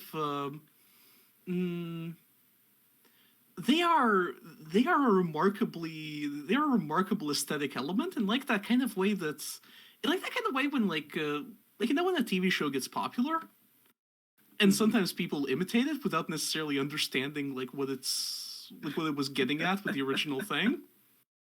Uh-huh. I think I think something like this is happening with the robot arms. The very funny thing about the robot arms is that they are made with no direct they're made with consultation with the rest of the crew, but they kind of exist separately from the writing almost sometimes. And this is what makes them so strange, is such a strange presence in the show. I think Francis just has cool ideas for them and just pitches them for the people actually making the show day to day, and they go put that in, it'll be great. There's some executive at this network who is the executive on Wild Wild West that was we need a robot spider in there. There's some executive that Francis went I do robot arms. This guy was absolutely, get this man a job. What are we doing? There's one exec. That's all it took. And now there's just robot arms everywhere. Yeah. I think it's there's a sense of shitty future around here that robot arms kind of exemplify. Mm-hmm. In that they're not robot arms are usually depicted as precise. They're very very powerful, very machines doing jobs very well. The opposite is the case in the show. Are the robot arms are they fixed? Are they just parts of the station? There will be a wall, there's a pair of robot arms there. There's that's a big machine like a crane. It's a huge robot arm. Or are there drones floating around? What are just, here's a floating drone thing with some robot arms on it. It'll carry your groceries for you. How? I have so many questions about where these arms happen. I think they come out of the floor. Oh, that's so much scarier. They just kind of. So here's the thing. There's never a panel that they come out of very clearly. They always slink out from somewhere. They just unfold from the floor. Huh. Great. I think Friends, and I think the wildest fan theory here is that this is that the robot arms are themselves powered by the ghost of one of the characters. It's it's one of the that something spiritual is going on with them, which is drawn from interviews with Dr. Gorfish, Mm-hmm. who does refer to them in these terms, despite the fact that nothing in the show actually supports this. Well, he works on the show. He must know what he's talking about. Get a phone call 3 a.m. and executives call you just what the hell you mean that robot arms are a religious experience? That's not at all. What are you doing?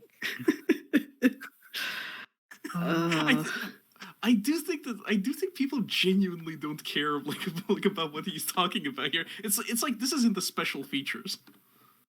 Mm-hmm. This is Right. DVD extras. Uh-huh. There's a commentary track where he is one of the crew members on there, and he goes on a weird tangent about these robot arms. God, what an amazing commentary track! We got the robot arms guy. But imagine a DVD set where there's multiple different commentary tracks. It's here's one with the cast, here's one with the writers, here's one with props and set design and Dr. Gorfish, here's one with music and sound design. Just you could put on different commentary tracks for all the episodes, so you'll just learn an entirely different because every different department's got an entirely different idea of what's happening in probably most every episode. Yeah. And then on top of that, Dr. Gorfish just goes on these tangents where it's wait, what were we talking about? He was asked about arms, right? What are we talking about? In one scene, it's just one of the robot arms is handing Captain 771 a thing of orange juice, and Garfish says, "Yeah, I was really channeling the mournful energy of Saint Sebastian in this scene." Yeah. What? Except they're probably simpler terms. He says something it's like Saint Sebastian, and then doesn't elaborate.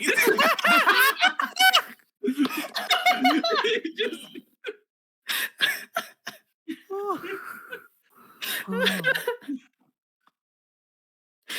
He says very strange things like they're self-explanatory. Yeah. Yeah, like yeah, then you see him and it's like, oh, this is not unlike Marcel Marceau. No follow up.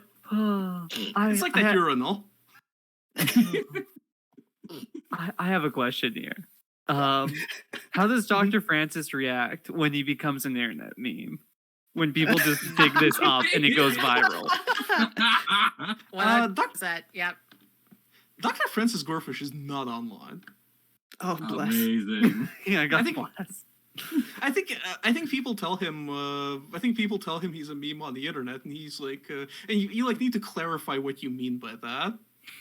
And I think, and I think he finds it funny when people explain it to him, but he doesn't. But he doesn't seem to have like strong feelings about it. The internet is like, it's like if you told somebody that people like you in France. Like, I guess that's cool. It's big like Jesse Eisenberg having to be told what Facebook is vibes. Before Is that real? Yeah, is that real? Yeah, if I remember correctly, yeah, I read that like he wasn't really online when he did the social network, and he didn't even have an account at the very least. Someone is frantically Googling right now. Jesse Eisenberg know about Facebook? Well, he does now. Does Yeah, Jesse I'm Eisenberg assuming know what this- Facebook is?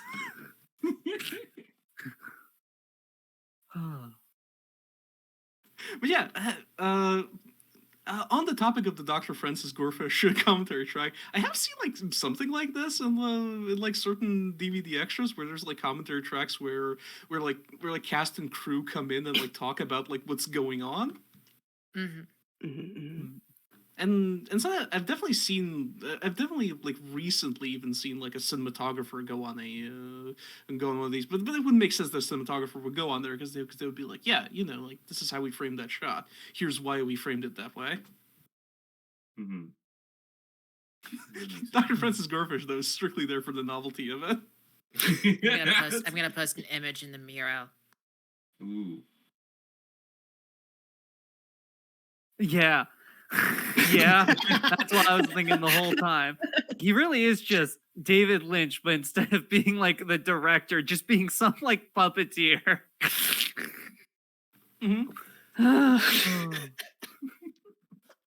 It's important that the arms know not what the head is thinking.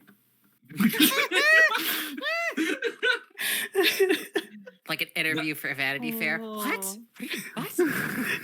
That quote is like what the audience like members kind of superimpose over his picture and share around.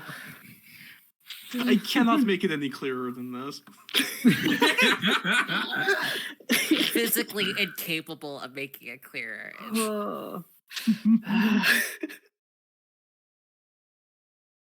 Okay.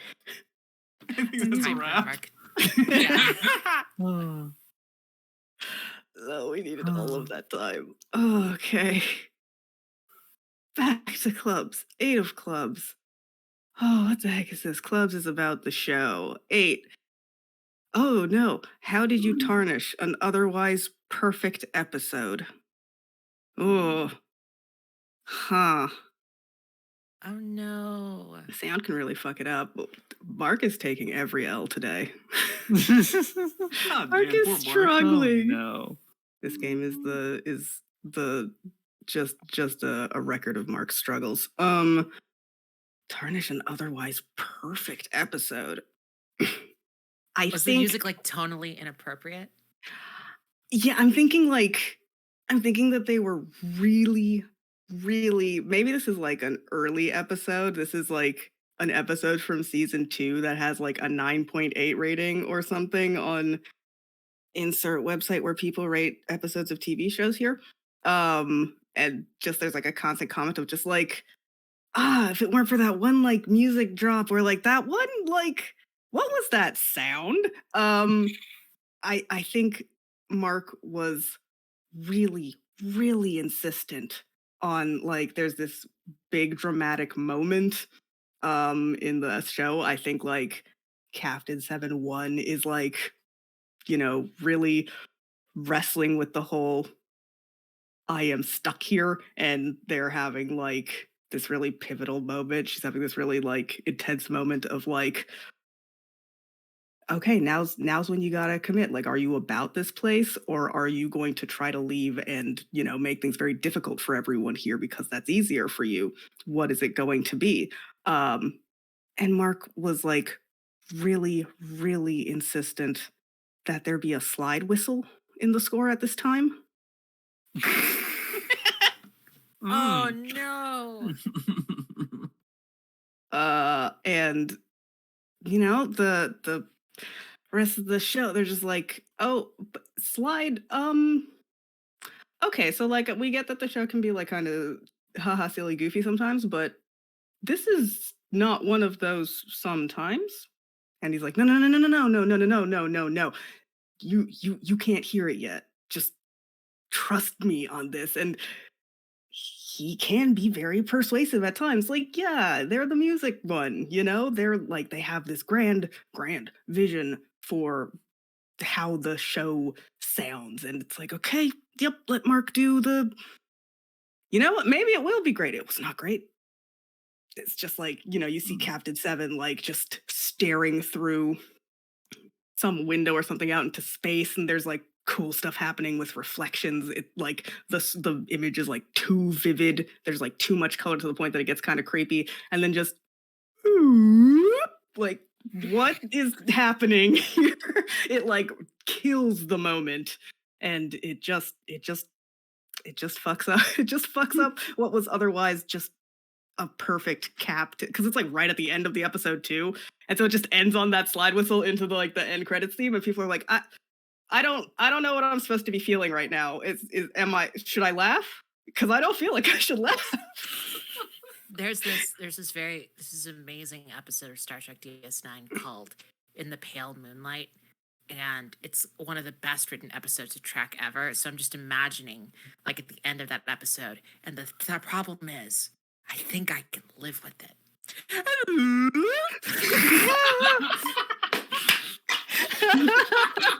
Cut to black.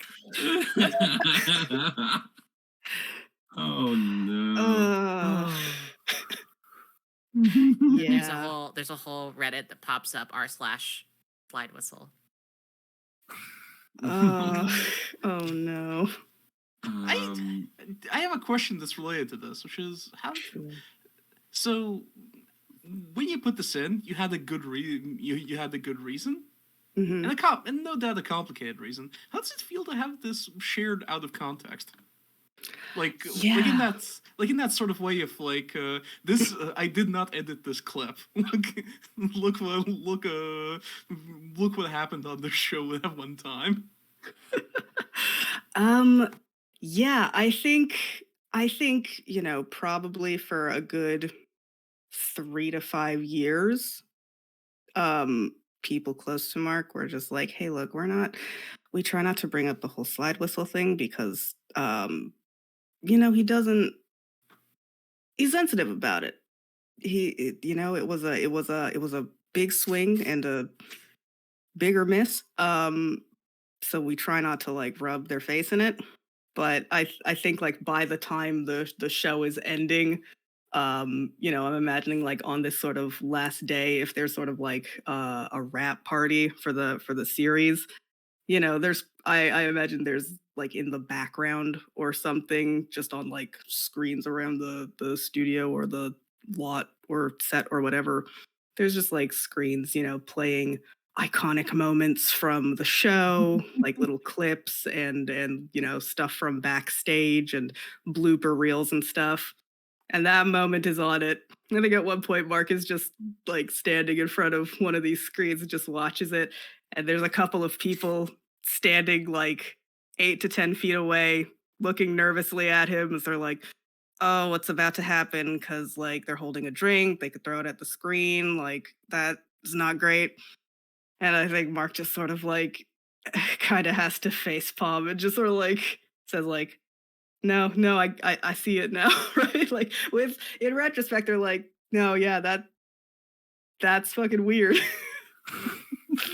But at the time, they were so insistent. Like now, it's more of a like they can be a good sport about it to a point because they they're like, no, yeah, that one's on me. I goofed it, is what I did there. I know I really meant that slide whistle. Uh, turns out I was wrong, but what am I gonna do about it now? I'm not Hugh. I can't go back in time. Since you're just in the creative process, since you're so deeply in the creative process that you can't really spot that Yeah, like people he aren't just kind of following got you there. yeah, he just kind of got blinders on about it at some point, and there was no going back. And then the episode aired, and it was like, 10 years later. Now, why the fuck did I do that? uh, but yeah, I think that's a wrap. All right. I guess it's back over to me. Let's see what card I get. I get the 9 of spades. They're in this deck. 9 of spades says, why did you take the fall for someone else's huge mistake? Ooh. Who wants to make a huge mistake? Mhm. Behind the scenes, is this like something that happened during a take, like during filming, or is this something else entirely? Oh, yeah. Was it like something outside of the show? Like still on the yeah, was it even something still like at the studio, like at on set, or was it outside of still related to the show, but outside of we're at work and we're filming a TV show now? Mhm. Sorry, everyone. My Wi-Fi cut out for a second. Can you repeat the question that was chosen? Oh, yes. I got the 9 of spades, which is, why did you take the fall for someone else's huge mistake?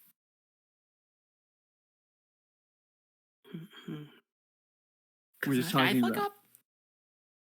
Yeah, I was gonna mean- pitch that, like, as an idea. Was like, is it Tomorrow who made the mistake? I feel like that's a Oh, good place to start. yeah, that's also very like rookie actor and older mentor actor. Yeah, totally.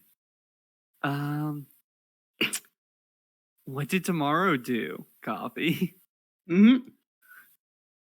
I'm thinking that I missed the first week of shootings Oh for my god. the final Oh. season because I forgot to update my calendar. Oh no. Oh. That is a huge mistake. That is a huge mistake. That's a lot. Yeah. Goddamn. Yeah. So I think that you do that and we'll like eventually like clues in that like, oh, like it's like, like day one, it'd be like, oh, that's like super weird, but like, okay, maybe something came up, and that's like day 2, day 3. I think at that point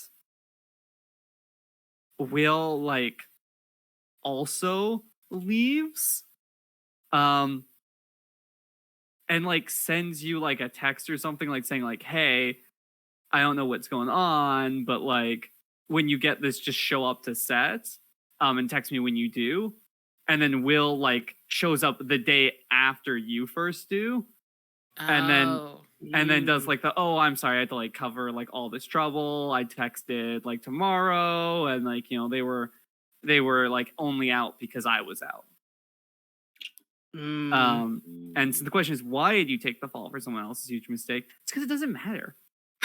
Like Will's retiring, like whatever. Like I don't care if everyone gets mad at me. Like I don't know, whatever. This is my last role, and I'm done. I'm just out. So I did not realize you could play out scenes in this game. Do you want to have this as like a conversation between us two? If you want. Yeah. Totally, we can. Do you think this is like after I take the fall? Yes. Yeah, okay. I think day of, like after the fallout. Okay. So like end of that day. Like you come up to me. Yeah, and I say, tomorrow goes, look, I'm sorry. My publicist, she said that I should take an acting camp because it would help, and I scheduled it the wrong day, and they didn't let me have my phone until the third day, so I could check in on some stuff. I'm so sorry. It's no problem.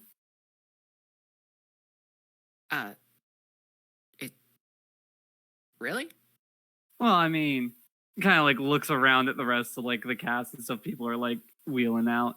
Well, I mean, it's not the best, but it is what it is. It's not his mistake. Can't be faulted for that. Right.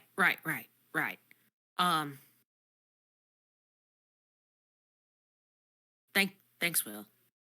Yeah, no problem. Don't sweat it. You've got bigger things to look forward to than letting this hang you up. I got this one. Do I shake your hand? Like what protocol? You can do whatever you please. Oh. Quick hug. Okay. Yeah. Reciprocates. Hmm. I'll see you tomorrow. Sorry. See you tomorrow, boss. Will.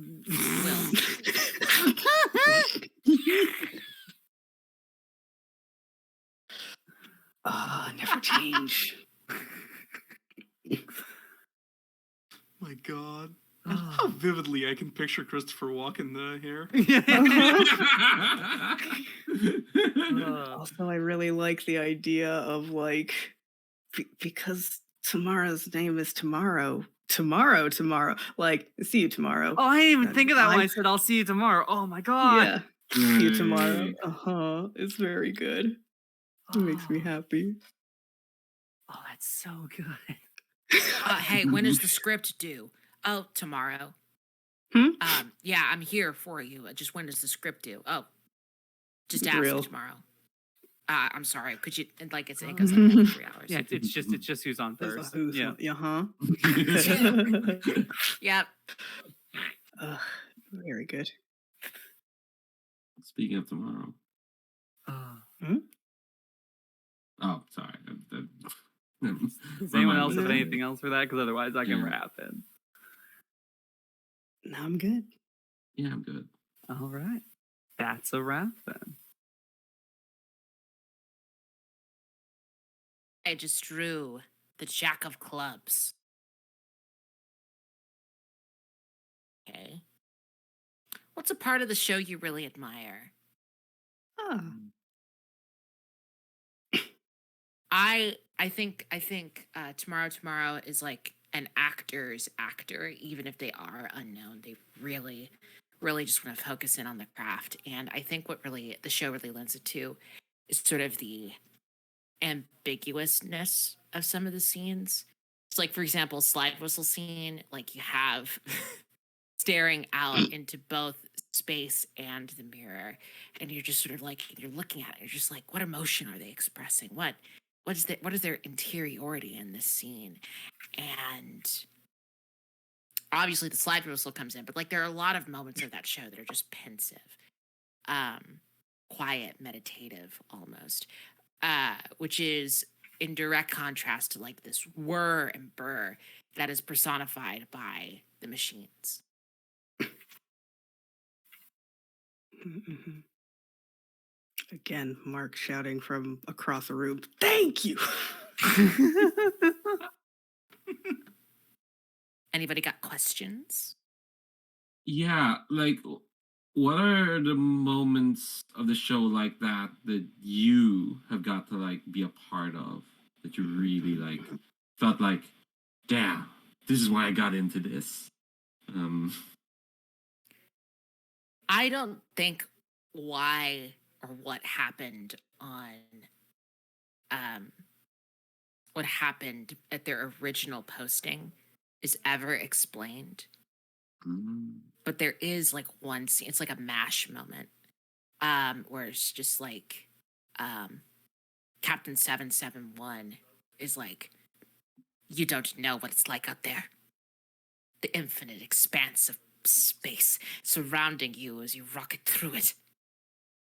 It's like watching death itself. And you're like, whoa, what the hell were they doing out there? And it's never explained. I can clearly imagine this scene of Captain 771 talking about, what's like. I can see the Tumblr gift sets of it very clearly. Mm-hmm. God. Yeah, and it's one of those bottle episodes where they're stuck in a cave. Mm-hmm. And like their clothes are torn and ragged, and they're with another side character, and they're just emoting at each other while the B plot is happening. Where is there a cave on this space station? Oh, Why wouldn't there be a cave on the space station? Trait eerie. trait subversive. Trait cheesy. It's all of them. Hey now, Oh. caves are colorful. Yeah. Caves are colorful. I do like the idea of like having this like ring, having a cave system in the middle of it, and if you map it out Ooh. spatially speaking, it goes out into space, but nobody like it's implied heavily that it does that, but nobody ever brings it up. So the fans are just like, what is going on? Is like this cave? What's happening? Yeah. Mhm. I've got a question. Is tomorrow open to other people about their favorite part of the show?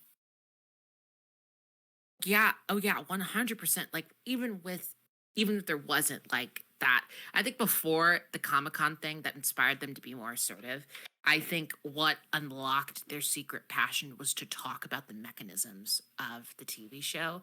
So like if somebody would ask them just like, tomorrow I'm not feeling the energy of the scene. Like what do you think should go into the script? And then tomorrow just like whips around and like all of that nervous energy is just gone, and they're talking about like some weird mytho-poetic bullshit, and it's grand and elaborate and it's weird, and that only comes out more after that shift in character. Damn.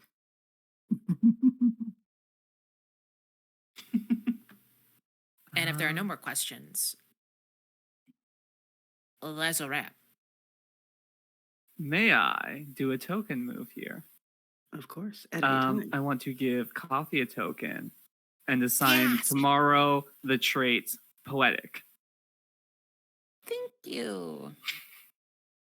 Not mytho-poetic though. You got to work up to that one. Yeah, you're building up. You're still a rookie.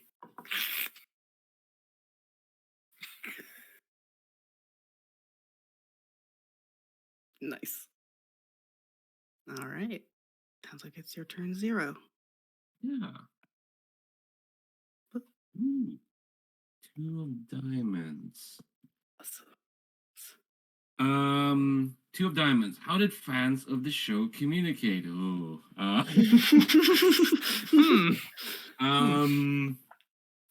Passionately? I think so. Yeah, I think passionately for sure, because the way our show is set, it's subversive, colorful, cheesy, eerie. There's a lot to dig in about the show. There's so much to like talk about it, for sure. And I think like the fans of the show are passionate in the sense that they appreciate the kind of like the rich texture of it, from like the inexplicably varied locations in this space station, the kind of like the sprawling cast of characters, the lush soundscape. There's a lot to like kind of like dig in. enough to sustain. Yeah, I'm sorry, I'm looking at the chat there. Thanks for the suggestion. Yes, enough to sustain at least 5 different recap podcasts. Oh no. Five. So many. Yeah, it's so many. And like, yeah, it's a very passionate Clay fan base, and I think definitely that comes with pros and cons. But I think it's because I want to be self-indulgent. I like to think this is a fan base that's literate and respectful of what the show's trying to do. Let's dream of a better world. But definitely on the recap podcast, there is at least one of the hosts that is just like, Dr. Gorefish said that the robot arms were Catholic, right? We've got to respect the fiction. That is exactly what Dr. Gorefish says. Yeah, he There's said always a Dr. Gorefish truther. Yes. Oh, Yeah. God, I like to think there's like a fan theory that the show has been non-linear this whole time. And has like here's the real timeline. If we put all this chronologically, it all makes sense. I have a question. Uh-huh. This seems like a pretty polar. You've said it's it's hard to feel like mildly about this show, so it seems pretty polarizing. Mm-hmm. Is there a community of haters, like dedicated haters of Pluto? Ooh. Yeah, it's called the scientific community. We're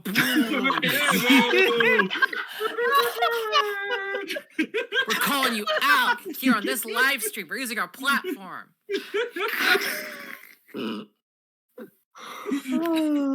It's called the IAU. God. Is that what the hater is?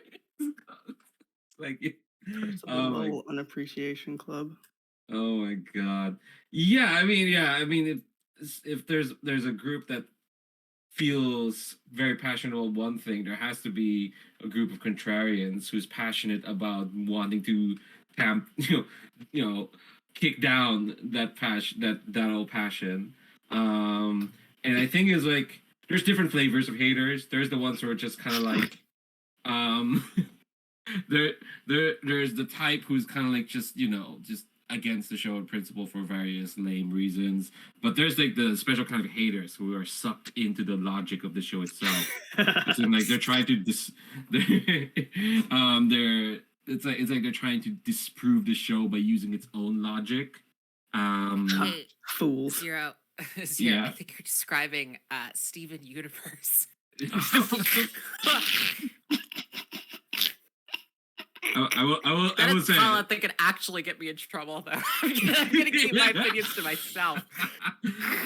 I will say I am using a Lapis Lazuli PFP on Discord, but I've never finished Steven Universe, so just to call myself out. Yeah, but yeah, I think definitely like it almost kind of stands to reason, like if there's a group that really loves a thing, there's almost like a group that's kind of like no, but it's something kind of sad about that. Like, come on, go outside, get some air. Spend that energy Touch on something you grass. like. Yeah. Hate to see it. Any more questions? yeah, I've got one. Oh, Ren, go first, please. okay. Sorry about that. What is one thing that the fans love that Roshan hates? Oh. Oh goodness. Oh man. I think it's whenever I think the show has a sizable animal cast. And I think Roshin really does not like having to write scenes for the animal cast because she has to put herself in the mind of an animal, and it's just so hard. It's so hard. What is the perspective of a turtle? How do you get there? There's this whole episode that was meant to be from the perspective of a goldfish, and and as it was being pitched, I was just like, oh no, like. There is a talking psychic dog though, right? We can all agree on this. Yes. Yes, there is a talking psychic dog, and yeah, Roshin had to write an episode at least about the talking psychic dog, and it got her an email from Kevin Feige being, "Hey, so we're developing this we have a talking psychic dog in Guardians of the Galaxy. We're thinking of like spinning her off to a Disney Plus show of her own." I named the previous NPC side character, so somebody else has to do it for this talking psychic dog. Ooh. That's true. Okay. I think their name is Hobby. Ooh, that's a good name. Good. Yeah. It's a good dog name. I love how we've established that Kevin Feige is the number one Roshin fan in the world, just constantly reaching out. Like, you need to come over. Listen, Kevin Feige has phone numbers, okay? He's calling everyone. He's got a universe to craft. Mm.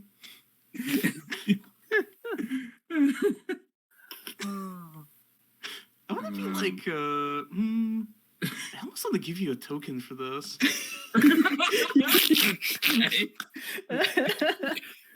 Like something about, like, you know how best to put this?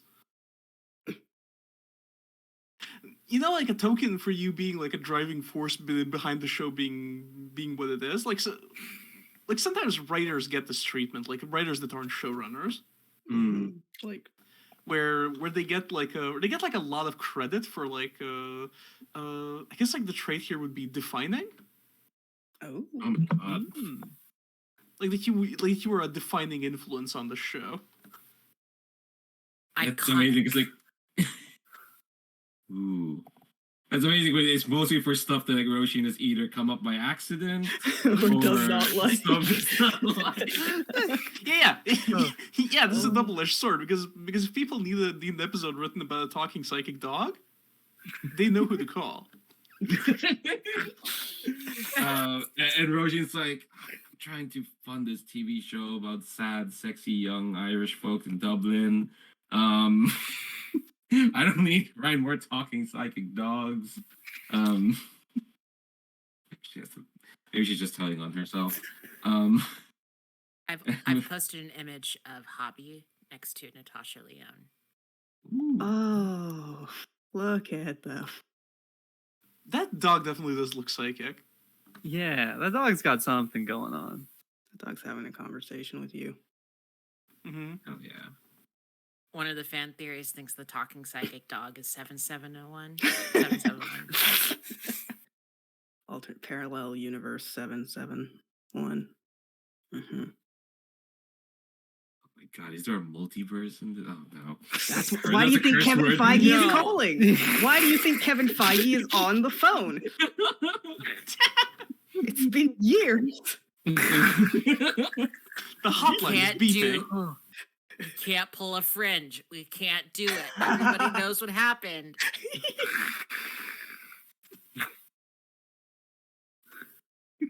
Curse. All right. Let us know when you're good, Zero. Yeah, does anyone have any more questions? I am good. If not, then yeah, I think that's a wrap. Mhm. All right. Happy birthday. 3 of spades. We've not had a single heart so far, have we? Mm-hmm. 3 of spades. You had a secret you kept from everyone. Who's the one coworker you confided in? Holy shit. So, Killed a man with those arms. I had a secret I kept from everyone. Who's the one coworker I confided in? God, what could be a secret I kept from? Okay, so An interesting part of the show is that Pluto, the station that the show is set on. I don't think Francis Gorefish knows what it's actually called in the show, so I think he just calls it Pluto. Mhm.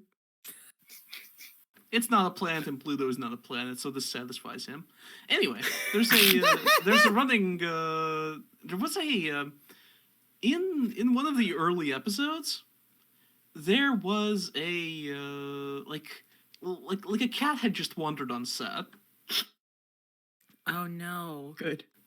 and showed up in the shot, and from there on in, it just kind of became like people really like the cat, and they kind of put it in the show itself, and there was some world building around it to the point where the station, from a certain point onward, had a feral cat colony on it. There's a whole episode about it down the line, and the secret. This cat. Well, the cat goes on like I don't think the same cat shows up on the show again. Nothing happens to the cat. It's more like how the cat got there, because I put the cat there. Why? Because I thought it improved I think it improved the vibes. Like I looked at the scene. I was like doing some puppet work in that episode, and I thought, like this whole thing needs a cat in there. Like, not even if it doesn't appear in the shot, I just feel better knowing that the cat is there. Who did you tell this to? Uh-huh. I think I told this to. I think William asked what's up with the cat, and I think Francis just like said kind of offhandedly, oh yes, that's my cat. And he wasn't lying. It wasn't actually his cat, but it was, but he had put it there. Perfect person to tell. Oh my god. What's the cat's name? I don't know. Does the cat, as now a part of this show's cast, have a name and an on-set name? I don't think the cat shows up. I don't think the same cat shows up later. And I think the whole thing is the fact that this cat is here makes things much more complicated, especially once people started writing cats into the show, because cats are just hell to film.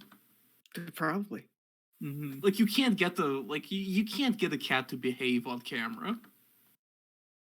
It is just absolutely horrible to have to work with a cat in a shot. But the cat is there, and people respond to it very well. So Okay. it just kind of feature in would the like show to from there on. pitch a name for the cats as a group. I think there's a fan go name ahead. for the cat. Oh, probably. I wanna pitch the name Chowder. Because a group of cats is called a clouder, and I just like to think someone misheard that. Well, Mhm. my question is, well, I mean, I guess they all look different. These are different cats, but no Oh, one yeah. knows you're out here like just picking up cats. Like, do you have to keep going out to get more cats? Is that the gimmick here? Is like, oh, we need to shoot the cat for this scene, and Francis is just like, oh, hold on a sec, I'll go get them, and then has to go like run out and find another new cat. No. I think the cats get put on set like on purpose later on. It's just the first time it was an accident. I think it wasn't actually an accident. It was an act of deliberate sabotage on my part.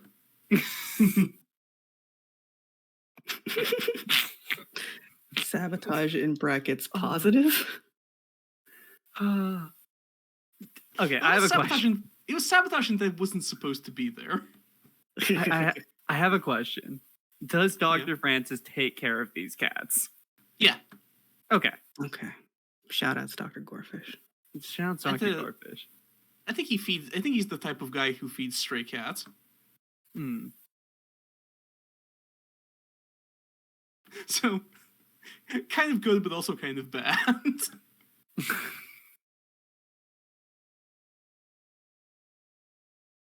That sounds very on brand for him. Mm-hmm. All right. Let us know when you're good. Yeah. Nobody else has any questions. I think that's a wrap. Nice. Okay, so we're about, we took a break an hour in. We've been playing since then. We're about halfway through the 3 hours that we had after setup. So I think it's probably time for us to do a Joker. So in this game, there are different things that happen on the two Jokers. Zero, do you want to read the prompt for the first Joker? This is on the last page of the PDF. Yeah, sure. First Joker. You all take a moment to reminisce. What did you put into the show that made it yours? Each of you gives one of your traits to the show and continues playing. Yeah. Okay.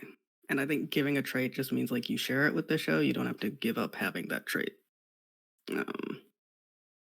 So yeah, everybody can add their one trait to the list. Ooh. Can we do it one by one? Because I'm not sure what happens if like people edit the thing. Yeah, we should. Yeah, I think we should do it one by one. All right, Coffee. What'd you get? Oh, you wanna say what you've given it? Poetic. It is poetic. I think it wins like a daytime screen guild or like one of those daytime television show awards for a particular scene that is described as one of the best moments on television of the past 10 years. Oh, that's very nice. Do we want to go clockwise again? Yeah. All right, that puts you next, Zero. Okay, I think I will give it. I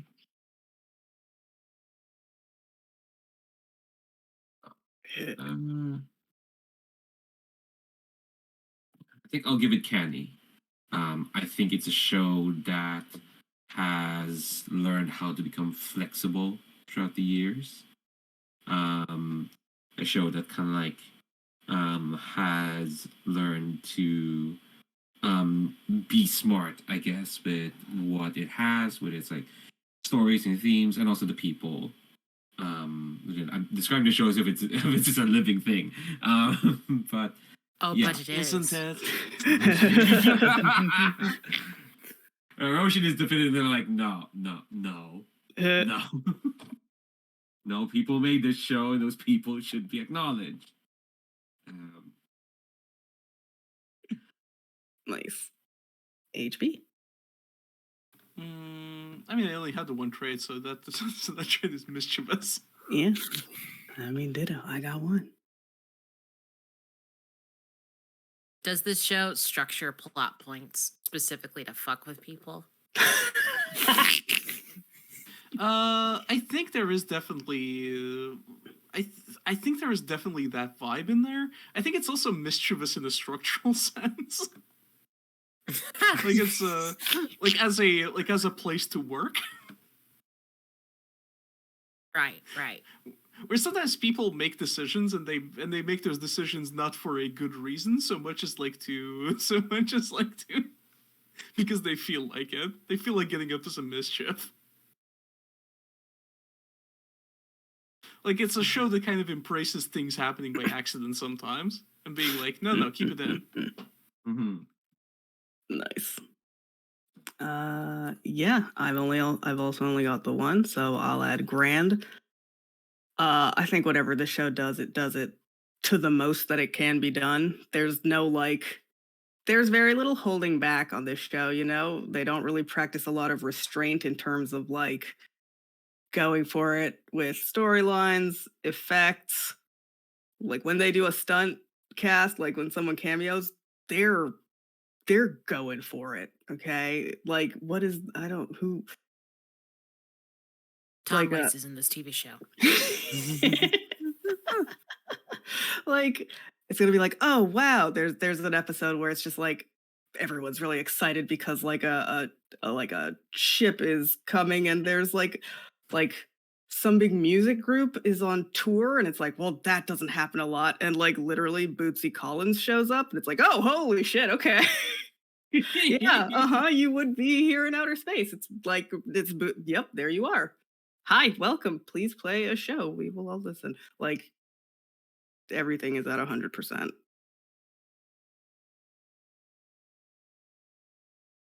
And Ren. Yeah.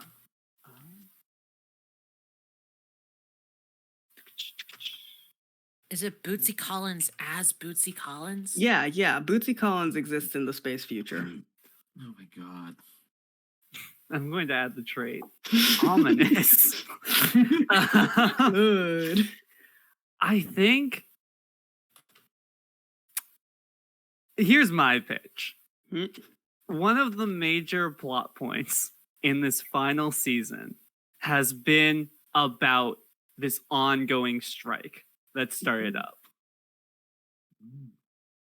And it's very weird how it seems to be paralleling the strike going on in the industry.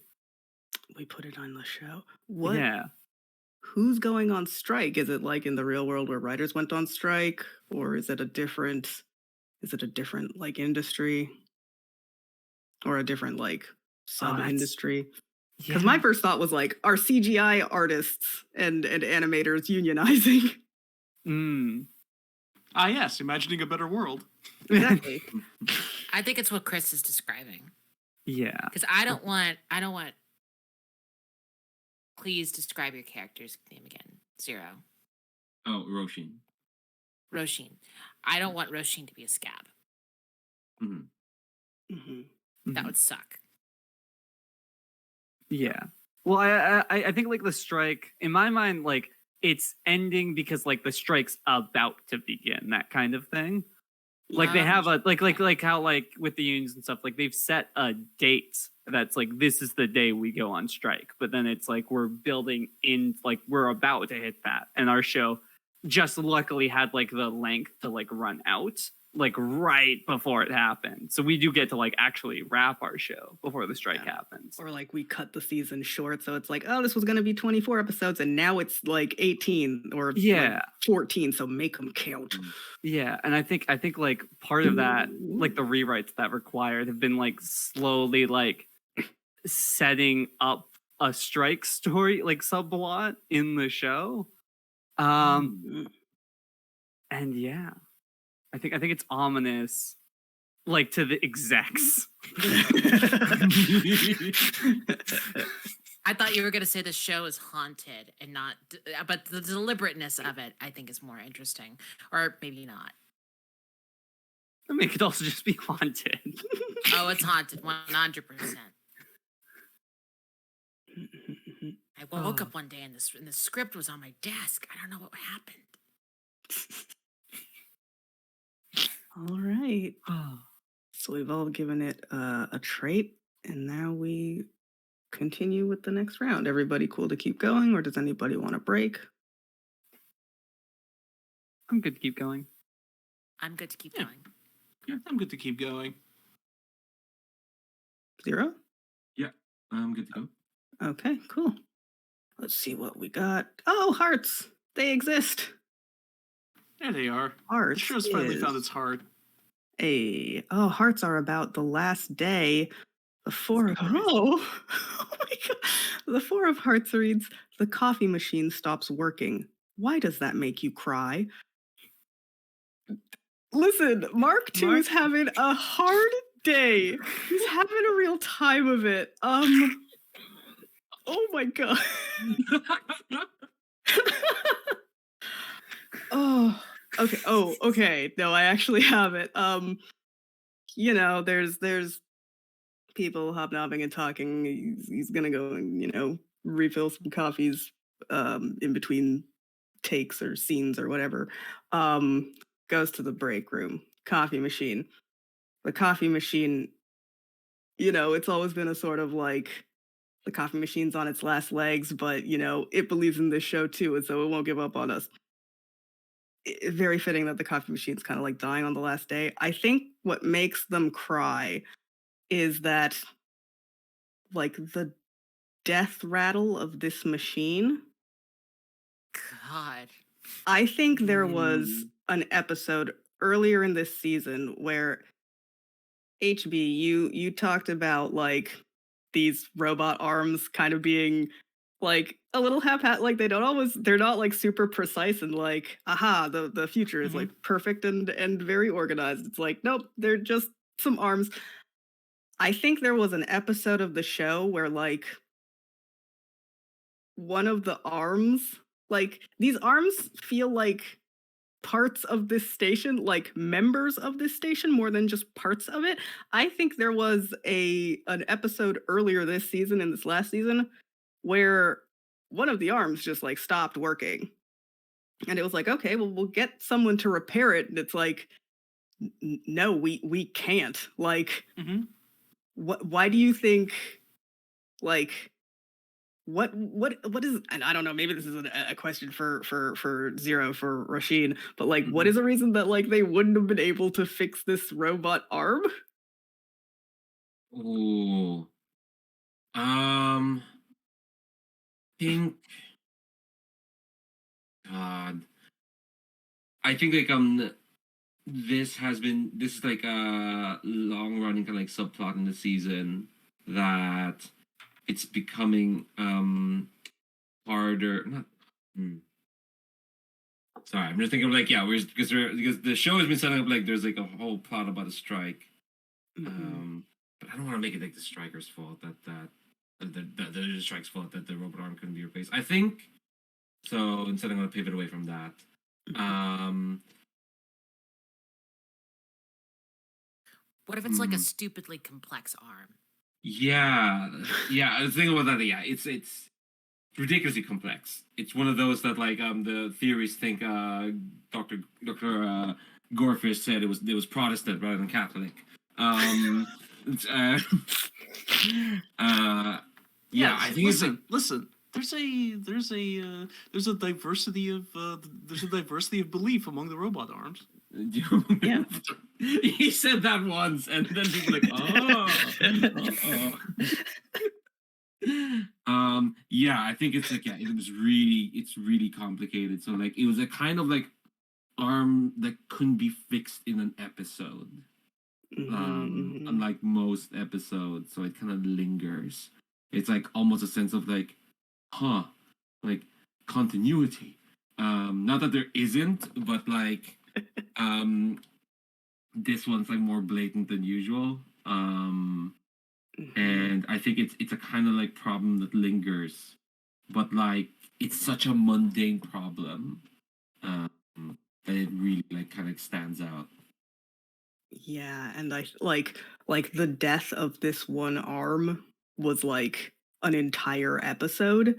And I think what makes Mark cry is that, you know, coming up with, okay, what's it sound like? What is the sound I use we put in this show when this robot arm dies? And, you know, the sound design team, the music team, like they did a pretty good job, you know, like they were satisfied with the result. But hearing this coffee machine bite the dust, like it is the perfect sound. Like it is, I think I like this sound is gonna haunt Mark II for like at least a couple of months.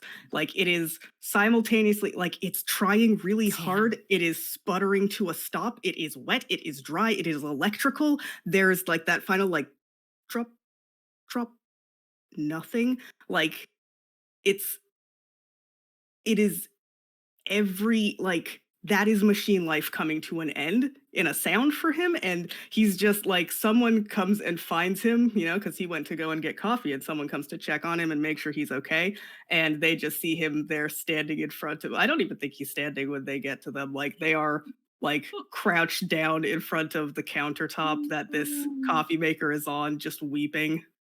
No. Does somebody Just like walk in on during this episode that you're having? yeah, someone comes to check on Mark to be like, "Hey," because they went to go and, like, get coffees for people, and they're like, "Hey, is everything alright? Do you need help carrying, though? You're oh my god, is everything okay? Are you alright?" And I think Mark is just like, "They gave everything they had. They gave it all. There will be Sorry, no should more coffee." And then just like stands up and has to leave the room, the little kitchenette. There will be no That intern is scarred. Yeah, absolutely. Uh And the intern's name was David Lynch. Whoa! It turns out his name is actually David Lynch. He just gets a lot of annoying questions about it. It's just a coincidence. And people are like, well, most of what David Lynch's work, hinges on coincidence. Little does he know, he'll become Mecha David. David Lynch too. 2079. You wait for it. Enter David Lynch goes on to make a very serious baseball drama called Outland Empire. So for anyone who doesn't know, David Lynch made a movie called Inland Empire. So Yeah. just explain the joke. I think I'm gonna spend a token to give Mark another trait.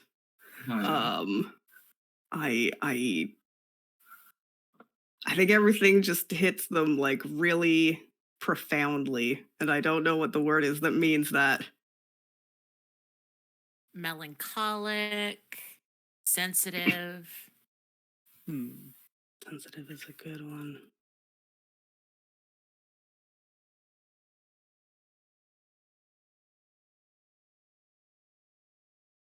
Empathetic. Reflective? Oh, reflective. Enlightened. Pensive. Oh, yeah. Poignant or tender, writes Emily in the chat. Oh, Delicate. tender's really good. I like tender. That's the. I prefer grinder. Da-da-da-da-da-da. Oh. That took me a moment. I was like, well, I don't know what either of those have to do with. Oh, like Tinder. Okay, gotcha. Yep. Tender. There they are. Any questions? Because otherwise, that's a wrap from me. Sounds like it's a wrap. Ren, take it away. All right, let's see the next card. It's another four of spades. You got into an argument. How did it feel to finally win? Oh. Damn.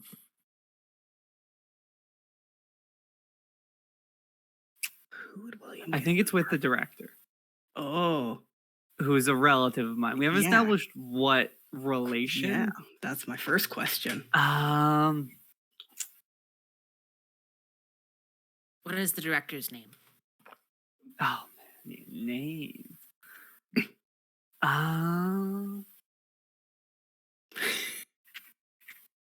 Don't put me on the spot with a name. Let's see. Let's look through a list of names here. Brackets Bootsy Collins to the side character. Let's go with Evelyn, and then different last name than Grant. So. Oh goodness. Uh-oh. No, you're good. Oh, is everything all right? All of the text on the side characters now disappeared, but it's better. Adams. No, I'm down for that. Yeah. Evelyn Adams. And I think it's Will's niece. Mm-hmm. And I think the argument is about how like Evelyn's super like a go-getter, a keener, but it's like really genuinely like burning themselves like out, like making this show and trying to like hustle in Hollywood. And he's very much like, stressed about like the strike going on and stressed about like just kind of everything. Like, what am I going to do? Like, this is going to put such like a hamper in my career, but like, this is important because, workers' rights matter, obviously. And like, like is just like having a real rough time. I think like broadly, like philosophically throughout their like in their relationship, Will has always kind of been very laid back, just like the chips fall where they fall, kind of. And Evelyn has been like, no, you can't. Like you belong to like this older era. Like you had so much like easier, like things have just gotten harder. Like you're oblivious to that. And I think,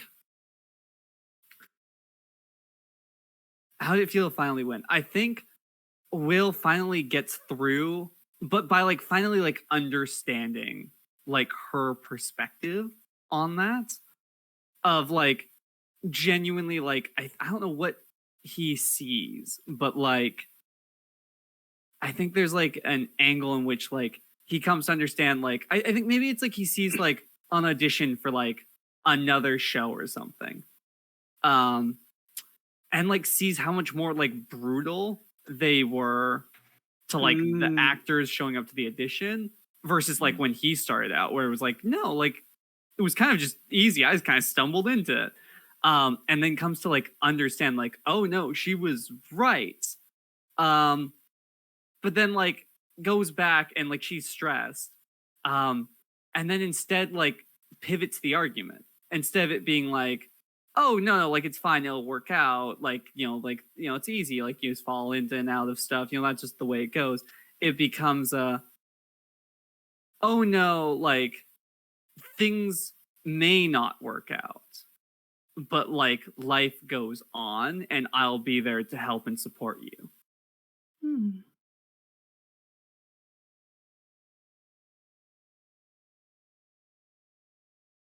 But you've got to like let go and just like let things play out. You can't just keep stressing about this.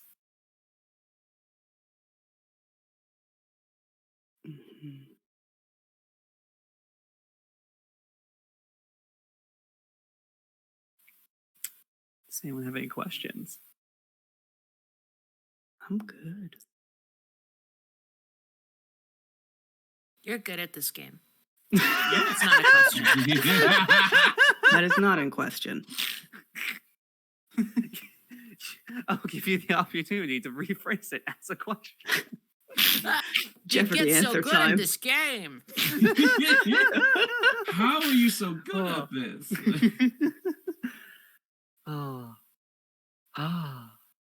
Yeah.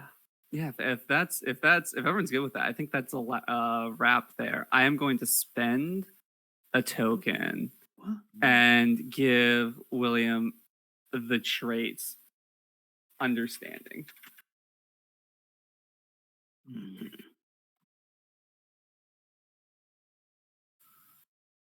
What a guy. What a guy.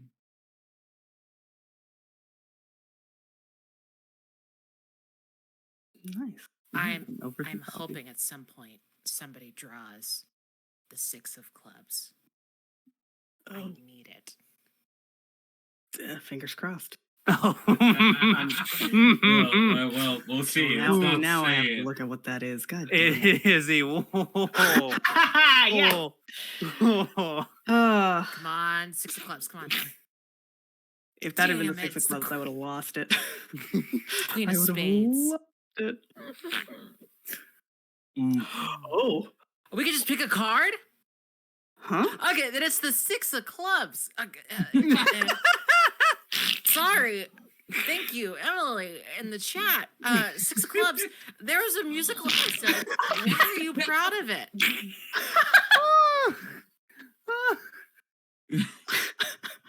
Yeah, Coffee Wise tomorrow proud the music episode. I think tomorrow didn't realize they had a singing voice until this episode. Oh my it's- god. And the other reason they like it is because it was not telegraphed, because you know how every long running TV show has the musical episode, but like it's always 3 months in advance. They're like, hey, there's a musical episode, and they run advertisement for it. It's like this big event episode, and they just drop it in the middle of season 3 without saying anything. And I'm gonna bring in an NPC just because I can do this impression and I think it would be funny. There's the character of the Thin Man Walking, who is played by Tom Waits, Oh my god. and he plays like the highwayman from Over the garden wall. Over the Garden Wall, but as the narrator Oh, from wow. Hades Oh. Town. Oh wow. Whoa. Oh, Whoa. okay. What's he building in there? And so he's like, "Hello, you cool cats and dogs. Tonight, for your musical pleasure, we present to you Pluto." And he's like, he starts doing his Tom Waits singing thing. And when And- he says, "Hello, you cool cats and dogs," the cat and dog on the set walk by. Yes. The devil in his diamond shoes walks to the grocery store with a tear in his eye. You and I belong apart. And that's like, it's like that. And that's like the opening of the episode. And everybody's in on it. Everybody's having a great time.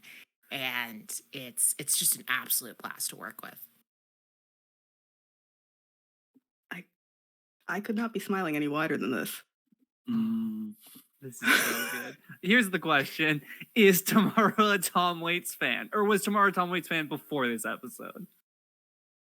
Yes, 100%. Because they Okay. are, again, the actor's actor. I think they sneak in.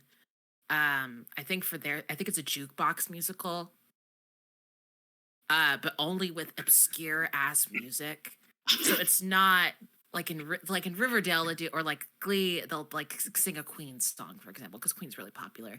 But they do a Tom Waits song, but they slip in like not Venus and Furs, because it's like weird folk singers from the 1960s that nobody remembers, or 70s psychedelic rock. But there's like a chorus of the Court of the Crimson King that sings in the background, and like Tomorrow's walking from location to location, and then behind every shot there's just a children's choir that's singing King Crimson. God, Oh my lord. guys, this show rocks. Yeah, what? I want it to be real. How Hobby did this Dog run does for like 10 seasons? How do people allow this to happen? At one point, they just drop into like public domain music, but it's still really terrifying. Oh my god. Yeah, it's what's the public? It's like I did a whole album at one point of public domain music. I just sang folk songs for a thing. So I'm trying to recall one of them. It's they do a Kentucky Route Zero like Oh, dedication. It's like that. So it's This World Is Not My Home, which is in fact a public domain song, and that closes out the episode. And I think a major character dies. I think in the middle of season, it's Shake a Foot Shannon, who is Natasha Leone. Natasha Leone dies in this episode, and they're singing "This World Is Not My Home" in the style of Kentucky Route Zero. I want this show to be real now. Thank you. Yeah. yeah. Not only is the musical episode good, it's also plot important. Yeah. That's why they couldn't advertise it. Like, there's gonna be a huge. You don't know. I mean, like, I guess most shows do be like, it's coming up, something dramatic is gonna happen, and there's all of these like trailers with the boom sound. No, none of that. Absolutely not. Programming is regularly scheduled. Tom Waits is here.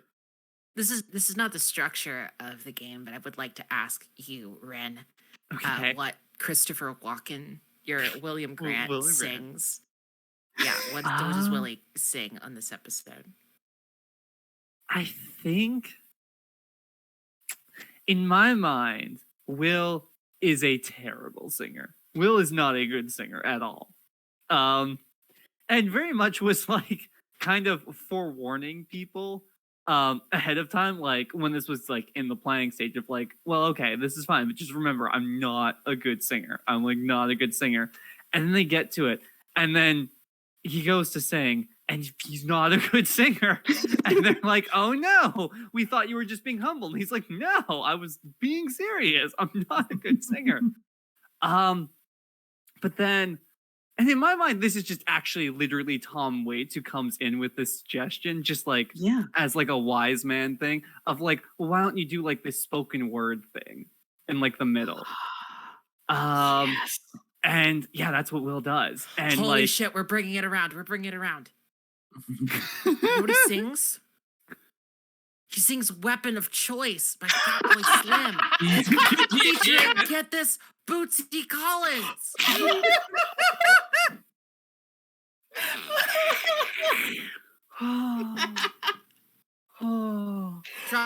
Dropping this in the Twitch mods. I'm dropping this in the Twitch chat for people who haven't seen it. It's Christopher Walken dancing around a hotel suite, singing nonsense words. Oh my. I can't believe the show got away with this. As 771 is like walking through the station, walking through Pluto Station, and thinking about all of the different options that are laid out before them. And then future 771, which we don't know yet, Hugh is just walking around. You could go with this, or you could go with that. Once again, here's the thing. This is season 3. We've been know for 7 years. Yeah. Yep. One.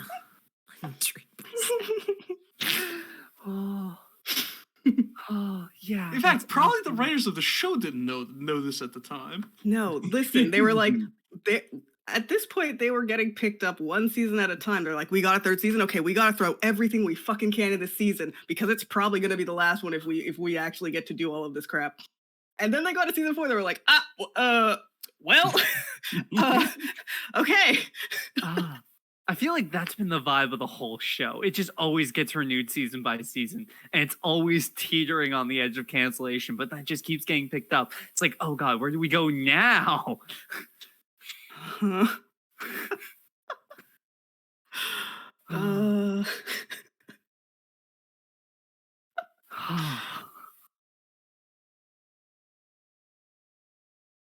I don't have any more questions. Yeah, I'm no. good. Yeah, I'm kind of spent after that. Oh my goodness. Do people want a break? We've got about an hour left. How's everyone doing? I could do with a break, I actually. wouldn't say no to 5 minutes. Yeah. Yeah, do we want to take 5 minutes here? Yeah. I'm good for I think I'll take 5 just to recover from that. Yeah. I need to remember how to breathe. All right, let's take a 5-minute break. If we could, please, Cole. Thank you so much. And So we'll be back after these messages. Exactly.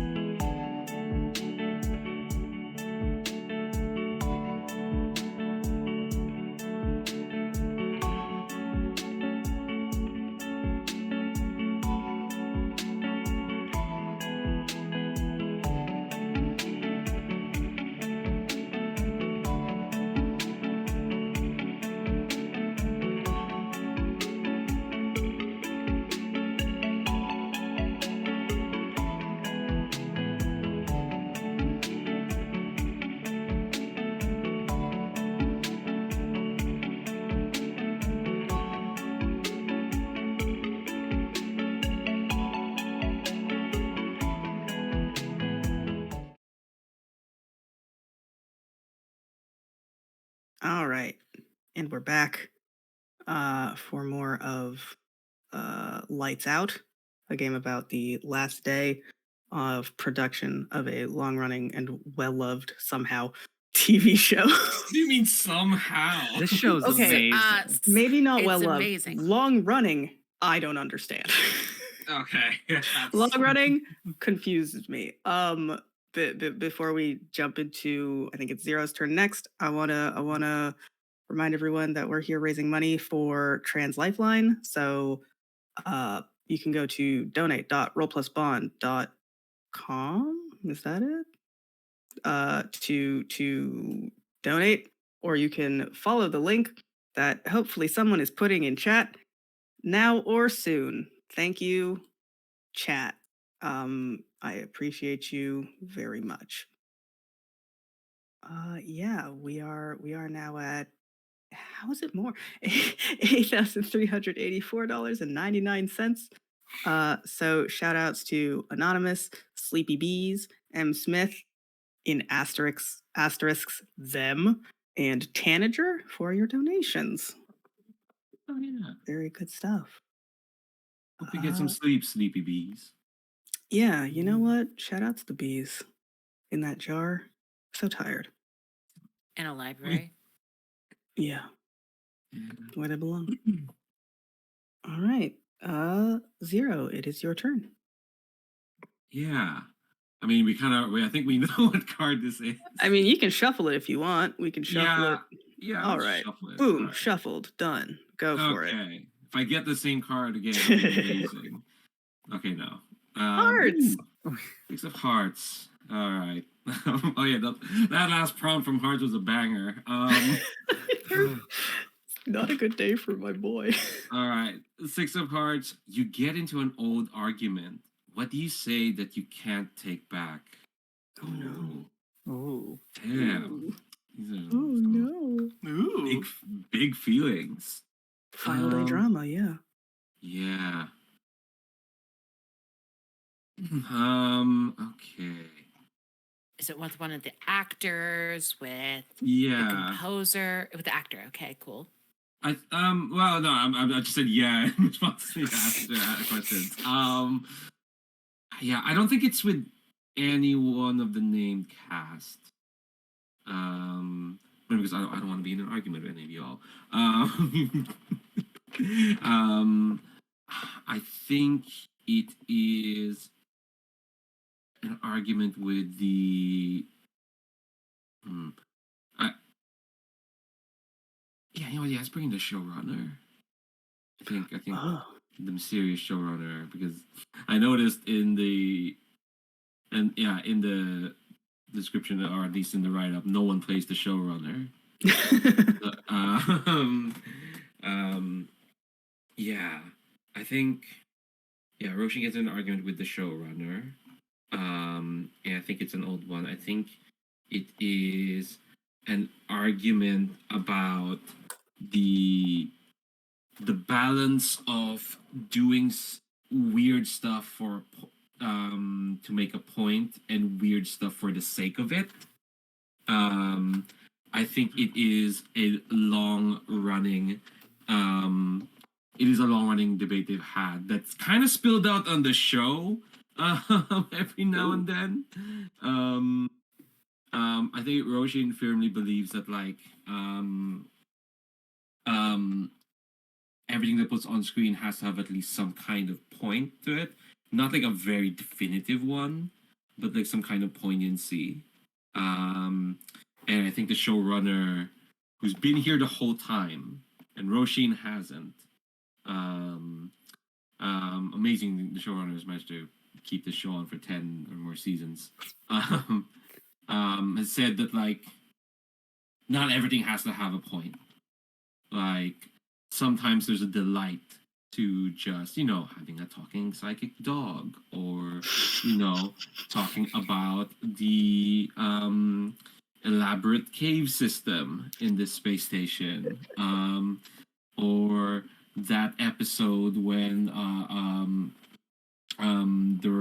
the whole episode was building up to reports that a flock of geese was flying in from the north. And and the whole space station has to prepare for that. And I think Rosh, I think especially for this final season, when Roshin feels very firmly that like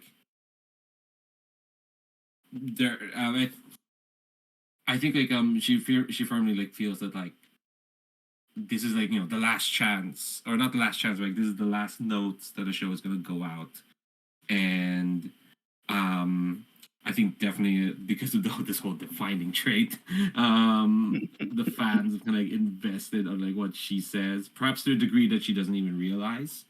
And the showrunner is pushing for another weird surreal moment, a real show episode where the show just kind of like I'm gonna steal this from The Prisoner. The show inexplicably reboots into a western. At one point, it's kind of like, oh, the theme is now a western. We are now suddenly, I think kind of like it suddenly like reboots into like a different genre, and the showrunner responds to like, just for the heck of it, and I think Roshin just gets fed up, and I think the thing she says that she can't take back, even though she dearly wants to, and she regrets it the moment she says it, is I think she says,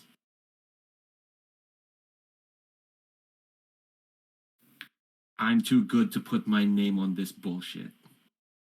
Oh. Wow. That's a good one. Is Yeah. anyone there to hear that? Like beyond just the two of you having this argument? Um, that's I don't think it's just the two of them. Oh, is this like getting aired out like with an audience? Yeah, is this Ooh. like in front of all the writers, kind of? Like, is that the vibe? I think so. I think it's in I think it's a writer's room. Yeah. I don't think it's like my initial thought was like, oh, maybe it's like a reading, but like that's gone too far at this point. Yeah. I think there's definitely like it's not just the two of them. And I think people can tell that like that Roshan absolutely regrets saying this the moment she says it, but she said it, you know? And yeah, I think I don't know how it could how that meeting ends. Other than that, it ends there because can't really go on once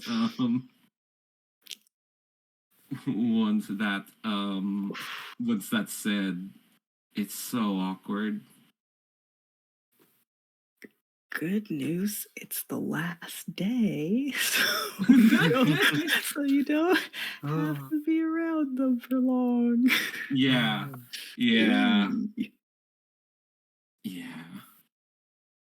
On the other hand, you also will never get to make this right. It'll Yeah. It'll just be. Oh. Oh, I'm gonna spend a token to give myself the trait pretentious. damn. I think honestly, all these other traits have been leading up to that. I will say that from the seeds of the Western thing is Tomorrow's outfit, which is Ed Harris's look in the film Walker. Ooh. Okay. Oh, that's a great look. Googling this now. Oh yeah, That is yeah, that's so great. good. That slaps. It's high collar. It's a good hat. I refuse to give an actual face cast to Tomorrow because they are truly an unknown. Not, fucking what the hell is that movie called? The one with Ryan Gosling and the white lady. and it's like song and dance, and there's a jazz piano. Oh, La La Land? It's not La La Land. Sure. And who's the actress from La La Land? Emma Stone. Emma Stone. It's not like Emma Stone pretending to be an unknown, right? And this is like legit unknown. So I just want to put that out there. Unknown or possibly unknowable. Mhm. These things and more are possible on Pluto. That's the commercial that plays. Yes, I don't have any questions. No. No, that's yeah. Yeah, I don't even know if I want any questions. Yeah. I think that's a wrap on that. Oh, Yeah. Sure. Mhm. Well, you Yeah. don't want to rub dirt in the wound? What are you talking about? I thought this was friends at the table. Oh. All right. does I anyone have a I've question? got a I actually have a question. I've got Yeah, one. Go ahead. You get another email from Kevin Feige. Do you write back? Oh shit! Oh shit!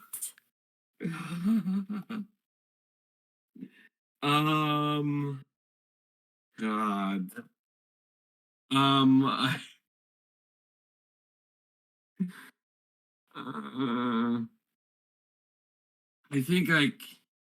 I think she will reply because she thinks this is her penance for having said what she said. Shane, you don't need to do this to yourself.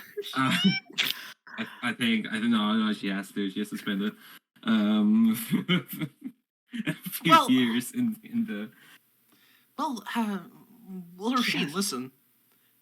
They could really use you. They want to make this new Marvel movie subversive, maybe a little weird.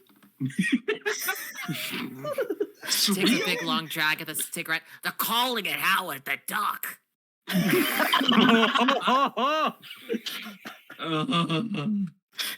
Kevin bringing Feige, it back. If you're listening to this, I don't think that's what you sound like. That's Harvey Firestein, 100%. I don't think you sound like Harvey Firestein. Please don't Yeah, sue no. me. Kevin Feige probably sounds much blander than Harvey Firestein. Yeah, no, I think she will she'll reply. Yeah. We'll see. Thank you for sending me this email. Oh. The worst fate, being absorbed by the Disney media machine. She's at least got to sign on to a project. Yeah. At what cost? I think this is the alternative universe where Harvey Firestein plays Howard the Duck. Howard. That's what makes it. That's the key to paradise, to this amazing show that we lack in our reality. Is that you, Zero? Yeah, I think that's a wrap. I can't believe this is where. All right. Take it away. Happy birthday. Okay, Queen of Clubs. Oh, the show. The show.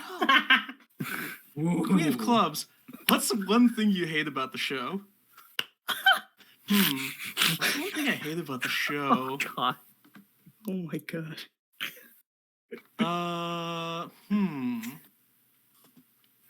I think what's I'm trying to think of a I have an answer here. I'm just wondering how to phrase it. I think I hate the spaceships.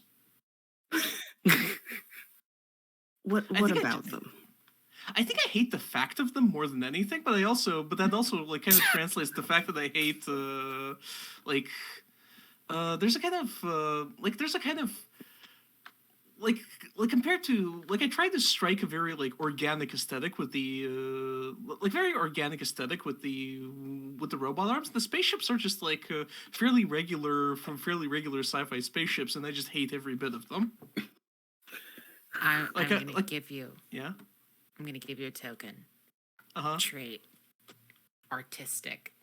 Yeah. Absolutely. Yeah. Yeah. Yeah, I think there's a kind of like we did that musical episode, Mhm. and of course the robot arms did not have a musical number. And you know what that was? Because they Why was sing that? on every episode. That's the one episode they don't sing on. Oh, Oh. are you telling me they have a musical interlude? No, they don't No, have a musical That's interlude. the one just episode they don't sing on. yeah. Oh my god. So that when there Wait, is what- not a song happening, you're just struck by the absolute silence of the rest of the station. Damn. Damn. Oh no, it's Hold not on, silence. It's, Makes you yeah. think. Yeah. Do they sing Mark II's music, or is it like what do they sing? Well, Mark II is the composer, and so they are providing the sounds for the for the robot arms to sing. Yeah. The arms It's- are themselves musicians in the orchestra. Yeah, absolutely. Yeah. Let me rephrase my question then. Are they singing original music, or every couple of episodes is it like you can't always get what you want, but sometimes you find what you need, but like formed out of the squeaking like elbow joints of these robots? I like to imagine it's a bit of both.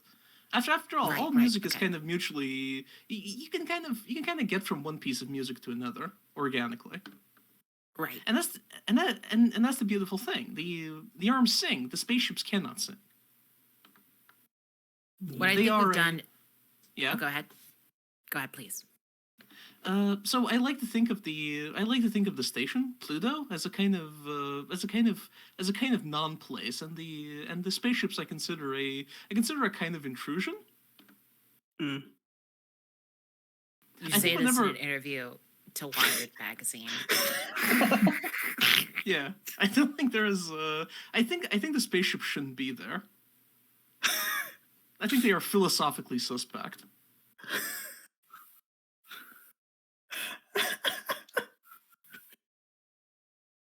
I also can just picture like Dr. Francis Gorefish and Mark II in like a sound room in a room. They are just like listening to Mark has gone around to like every set of robot arms that Dr. Gorefish has constructed and has recorded the various like squeaks and metal noises and stuff that they make, and it's the two of them sitting in this room and like making a soundboard out of those noises. We are Yeah. putting together we are casting for this orchestra. Mhm. But like, yeah, Mark can't do that alone. Like they need the doctor's expertise there. A consultation, if music- you will. Yeah, it's like musique concrete, you know. It's like it's the sound of it's the sound of it's the sound of the station. It's vitally important to get it right. HB, I have a question for you. Yeah. And I would like to frame this in the context of this Wired magazine interview that I brought up. So I want you to answer in character, please. So you say that spaceships are philosophically abhorrent. Do you believe in the moon landing?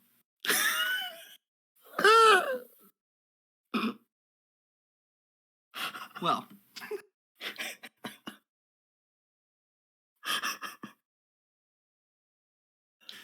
you have to consider this from the position of of the Earth, right?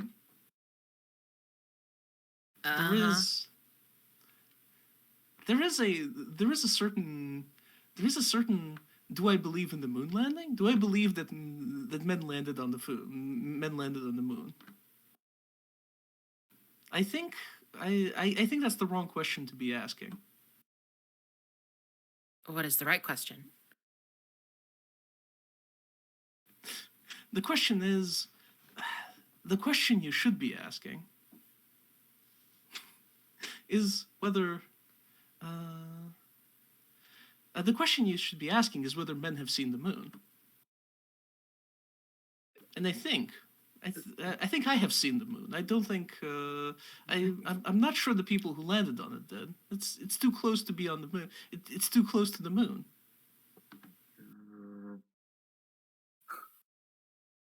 I think you lose something when you stand on the moon itself. So I As think coffee, I as coffee and the interviewer, it's slack jawed, no words.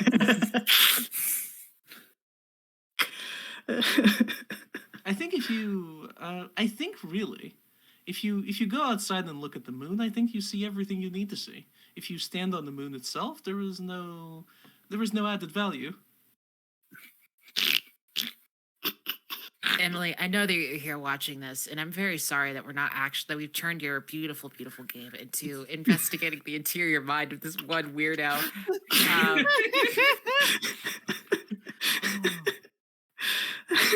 Yeah, people absolutely talk to him on set. Like, do you believe in the moon landing? And he gives like a weird non-answer that like makes you suspect him even more. Number one show I want to watch, Pluto. Number two show I want to watch, just a whole documentary about Dr. Francis Corfish. 100%, yeah.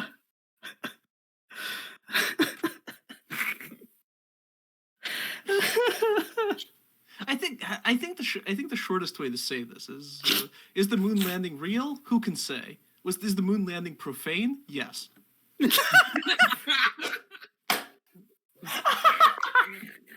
Oh.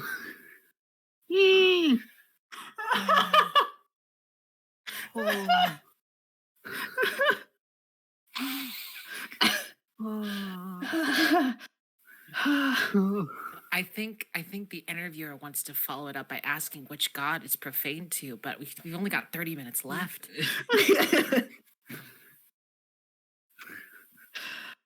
Oh yeah, to anyone in What do you who mean, which god? The moon. Oh yeah, to anyone who in the bingo still had to check off moon animosity. There we go. You're welcome.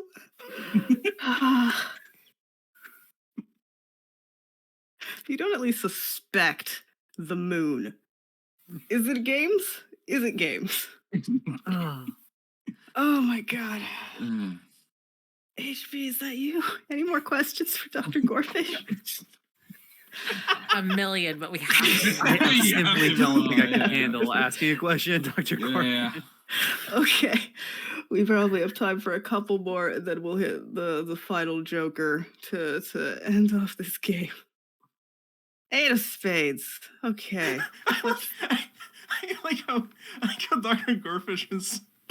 I like how Dr. Gorfish's interpretation of the show is so singular that it doesn't really connect to anyone. He's just been kind of So funny. he's just been kind of living in his own world, like operating those robot arms. All right. Spades is behind the scenes again. 8 of spades says, you were working late. Who stayed with you when everyone else went home? Hmm.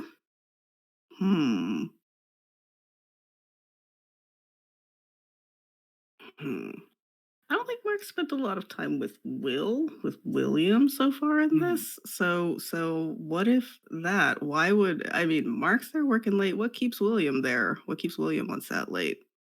I think it's just like noticing you're working late. And then like I maybe even like noticing like because I assume this is like once again taking place like kind of during like the last season. Yeah. Like just kind of like maybe it's just that. Maybe it's just like, oh, I haven't spent a lot of time with this person and they're gonna stay back and everyone else is leaving. I'll just hang out. I've got nothing better to do. And yeah, just kind of very free spirited, just kind of like sticks around with you. And kind of just like asks you about like the music process. Which Will has like no clue about. Like none. Yeah, I think Mark is very happy to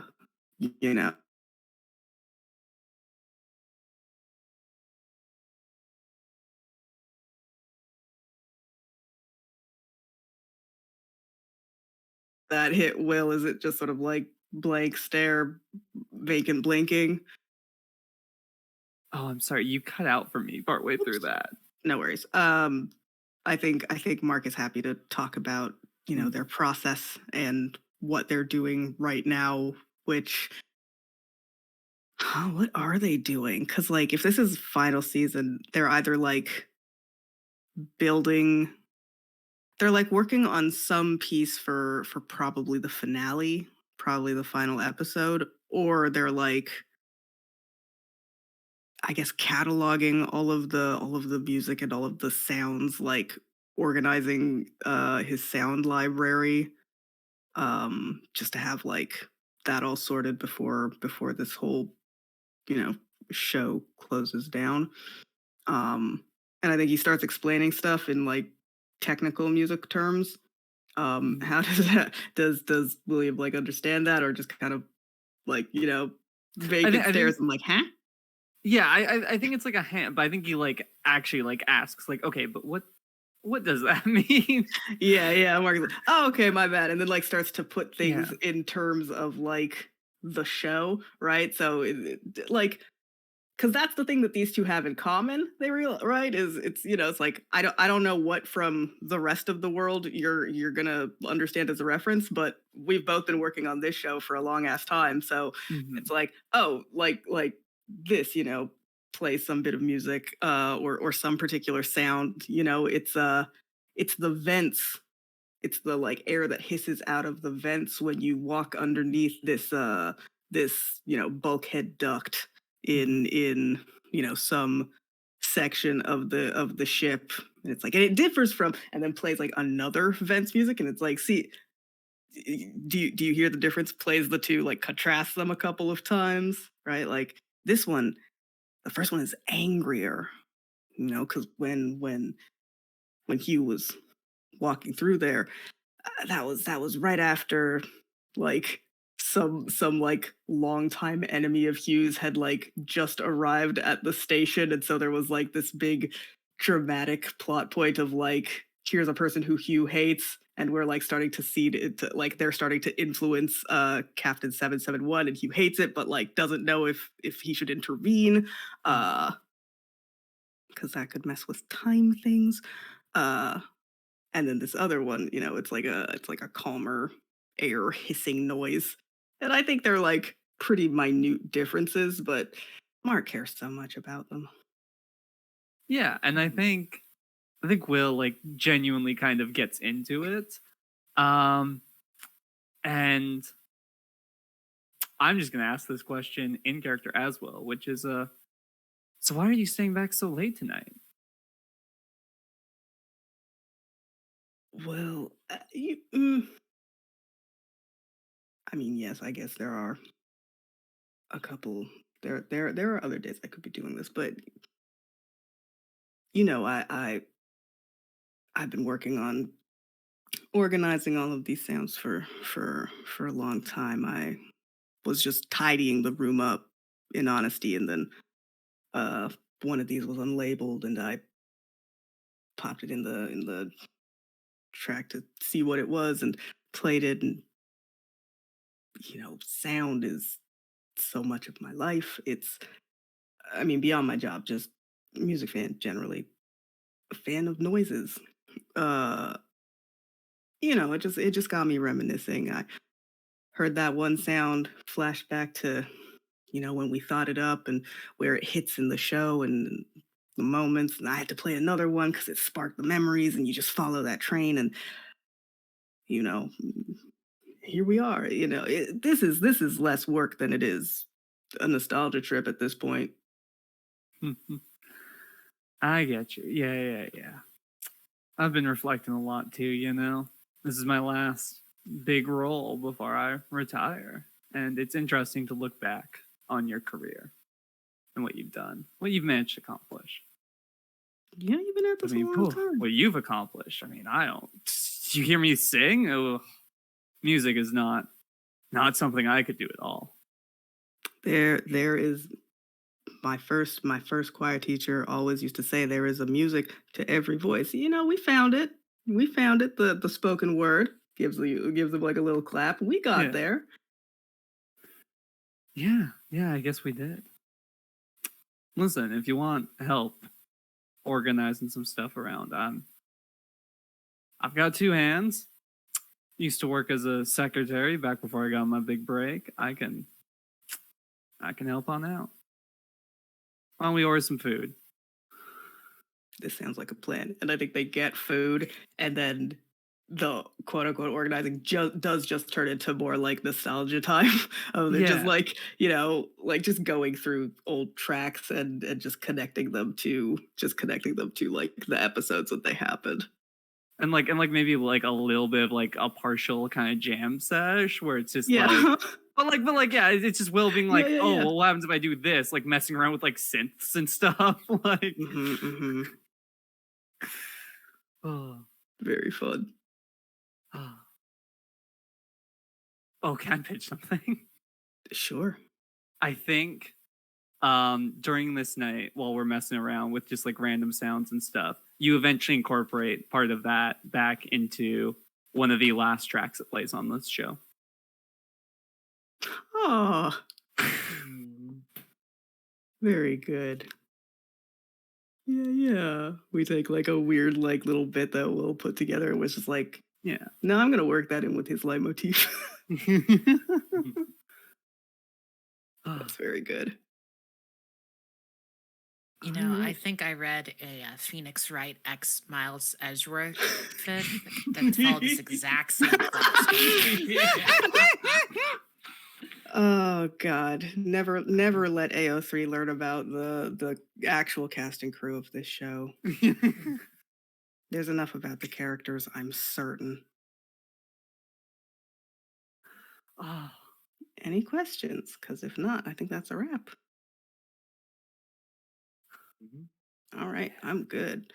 Yeah, if anybody wants to just like pick prompts from the hearts section that we haven't already done, go for it, because hearts is the category, is the suit all about the final day.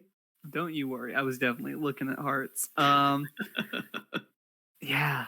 You know what? I'll just draw a card and just switch it to hearts if we haven't done that number. So let's see. 10 of diamonds, 10 of hearts. Oh. Oh, Holy you have shit. you have a Holy parting gift for someone. What is it, and do they accept it? oh my goodness. Ah. Damn. We already gave one to Roisin, so that's sorted. So she's I'm sorted. about to be Yeah. sad, aren't I? God damn. Ah. Oh my god, there's so many ideas. Which one do I want to? Oh. On one hand, it would be significant. I feel like it would be poignant if you did it to Mark II, but it'd be so funny if you did it to Dr. Gorefish. I know. I have like in my mind, I have a good one for Mark tomorrow or Gorefish. Why don't you give it to Roll a D3. everyone? Yeah. Or you could just do it to everyone. I'm just saying. Yeah, I I'll do get three. indulgent. Yeah, I just go crazy. I do 3 gifts. Yeah. Okay, we'll Wow, do Gorefish 3 whole first. gifts? We'll do Gorefish first because I think what it is just it's literally the robot arms. It's the last day. Shooting's done. Will is just like text like Francis to be like, hey, like meet me around back. And he's just got the robot arms. Like they're just there. How many of the robot arms? I've been picturing just so many on this. How many do you have? I think like one like total mechanism, right? Because maybe there's like different ones for different like sets and for like different like environments and stuff. So like one set, probably like in my mind, either 2 or 4 arms are in this like contraption. And one of them is dead. Don't forget. Oh yeah, Mhm. yeah, definitely. One of them's dead. And that's just on like I think a forklift or something around back. It's the big one. It's the big important one. Yeah. I think it's whichever one you said was your favorite one, which I think is like the biggest one. Mm-hmm. Yeah, the biggest one is the biggest one is also the one that died. I was like really happy that I was really happy that it died actually. Yeah. It lived a full life. Yeah. And Will's just out back there and it's just like, listen, I want you to have this. I know you care about these arms a lot. Just take it and go. Just go. They can't stop you. I think Dr. Gorfish thinks about this, and I think he like takes out like a knife from his pocket, just kind of goes up to the arm and like kind of pries open like a little bit of it, like a little greeble on it, and takes out like a little, and I think there's like a little, and I think you notice that there's a little knotted piece of wire in there, and he takes it out, and he hands it to you and goes like, no, you should have this. I'll take this, and you can take that. How's that no, I sound? don't need it. All right, fair enough. You should have this. This is the yearning part.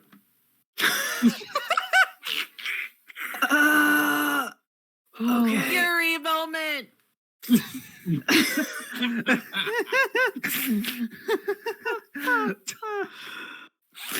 Oh, And he doesn't explain any further. He just No. like Dr. like, Francis, He this never to would. me is Yuri. Why would he ever explain further? Oh, And then he takes the forklift and rides off into the sunset with a horde of cats tailing him. no, he just leaves the arm where it is. No, he takes the arm off the forklift and drives the forklift off.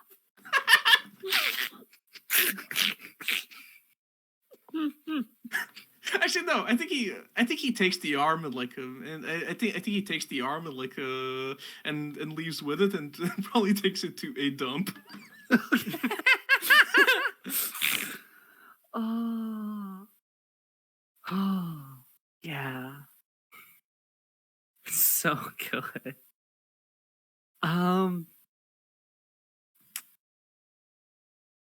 Yeah, I don't. Do people just want me to keep going and just do more party gifts instead of questions? Because I've got a Yeah, couple let's more. montage it. Let's montage Okay. it. Yeah. To Mark 2,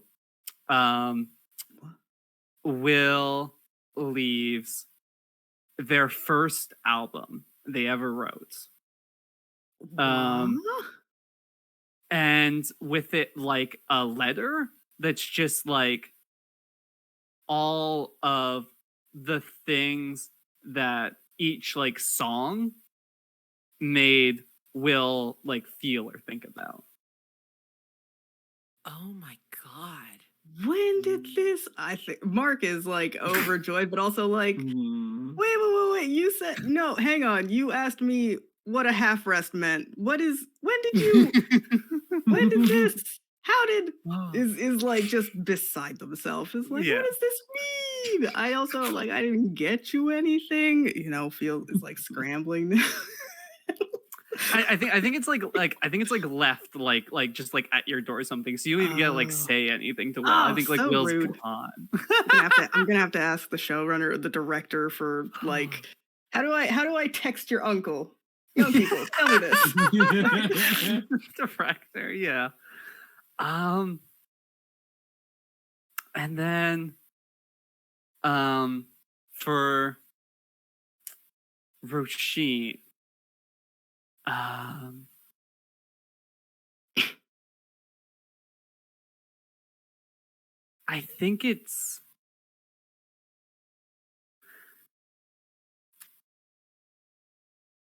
I think it's like another, I think it's a bracelet that you described like Roisin with like this idea of like, oh, like the necklace was like this Celtic cross and like this like Irish heritage thing.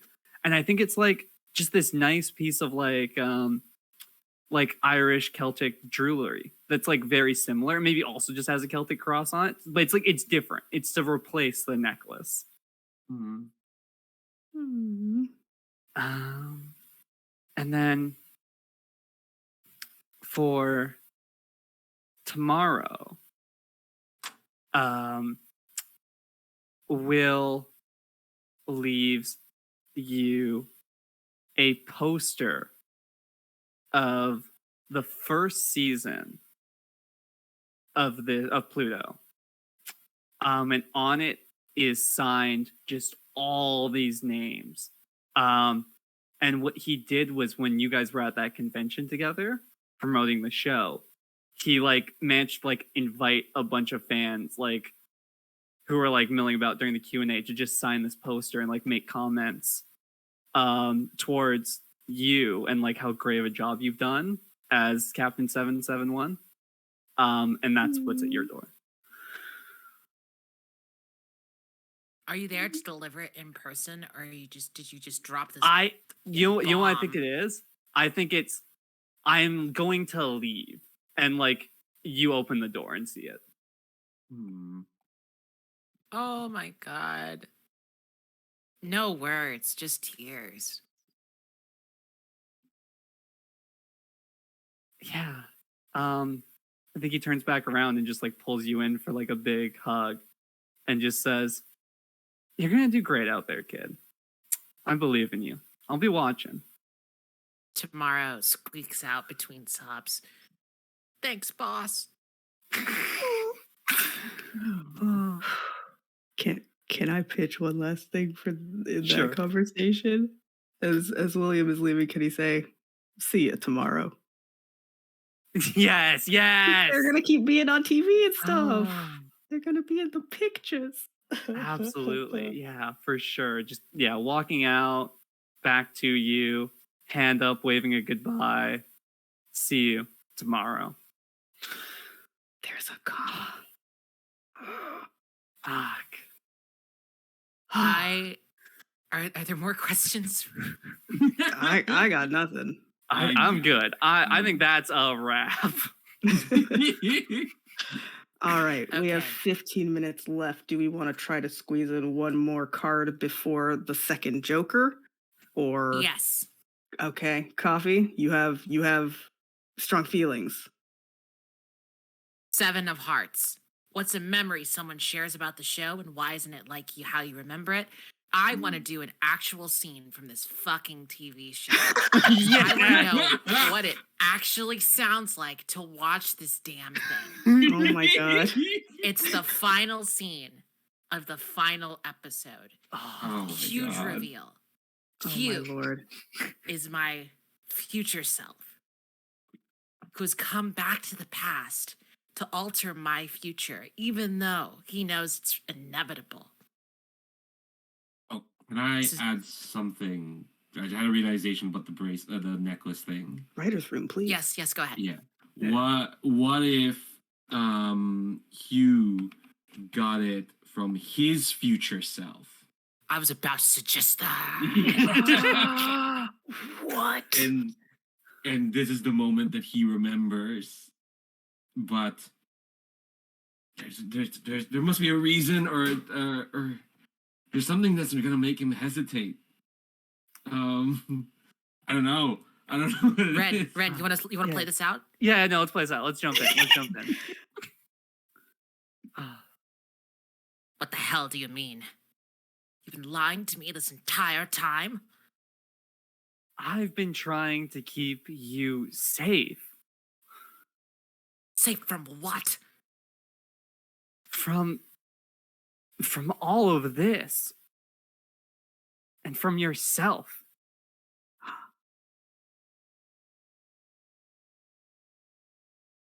The only self I need saving from is you monster.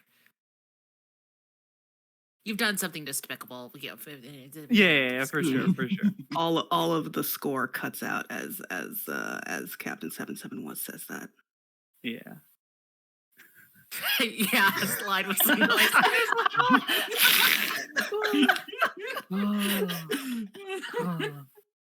I remember the day I came here. Bright eyes. Swollen lips from the fights I had at Lunar City. I think Hugh just You. kind of like collapses onto the ground, just kind Okay. of sitting, and says, "You're right.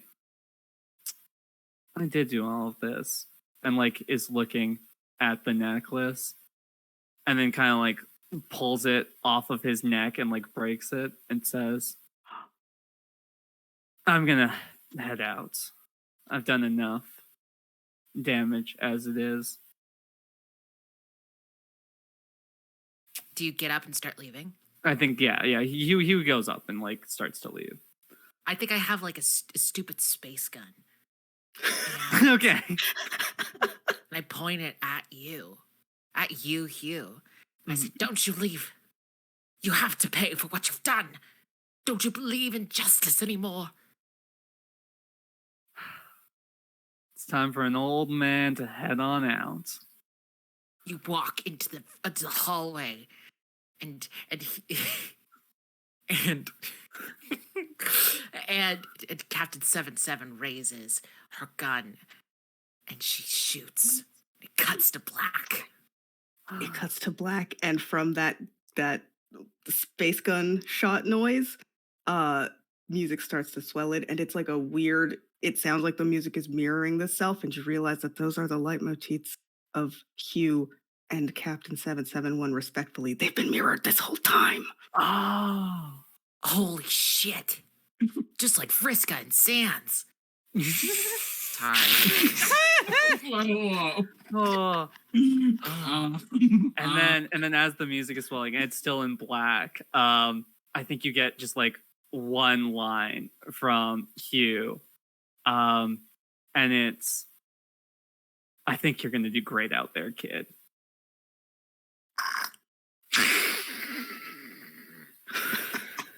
Oh. So Rain tomorrow, Dogs by Tom Waits. Yeah. but tomorrow, Oh. why isn't this how you remember it? Well, I was trying to do that when the first day I got here speech, but I think it's after the scene is wrapped Oh, and we're sort of we're shooting the shit. I was like, and we're talking together, and I was saying like, yeah, first day I got here, I didn't really see this coming.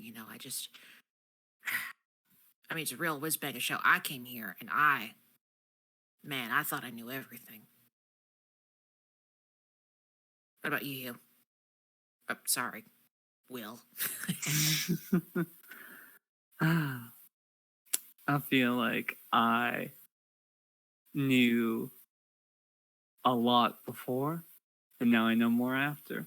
I think I would simply like to just forget about things for a while. Yeah, but we'll always remember this, yeah? I'll never forget my time with you or the other people on this show. If there's one thing I would love to remember, it's the people I've met along the way.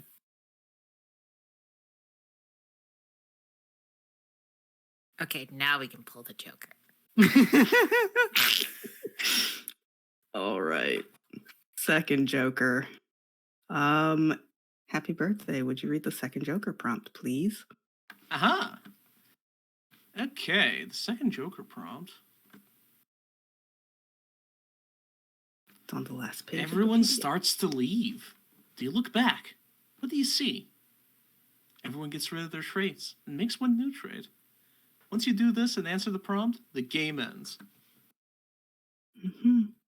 So yeah, final parting shots of everyone leaving the set of Pluto for the final time. What do we see?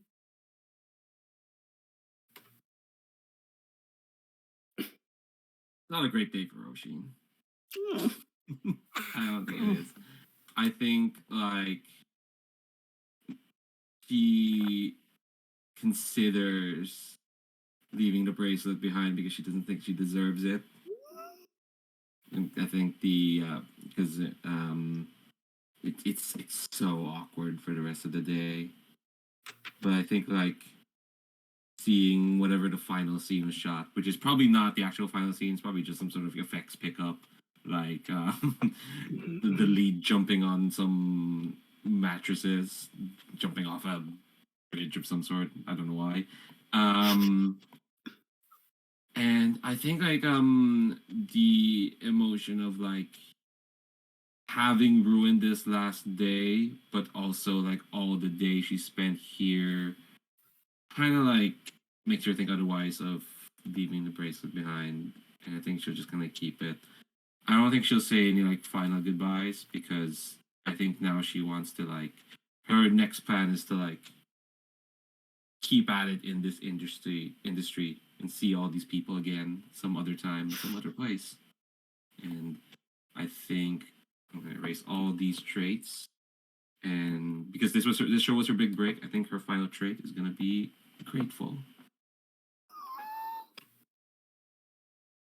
That's good advice.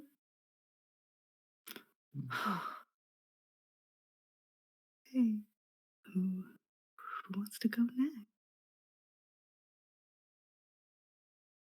I think I I got one. Okay, go ahead. yeah, Chris, go ahead, please. Okay, thank you so much. I think I got Mark's. Mark is, has recovered from the coffee machine incident. He's put together. The afternoon went fine.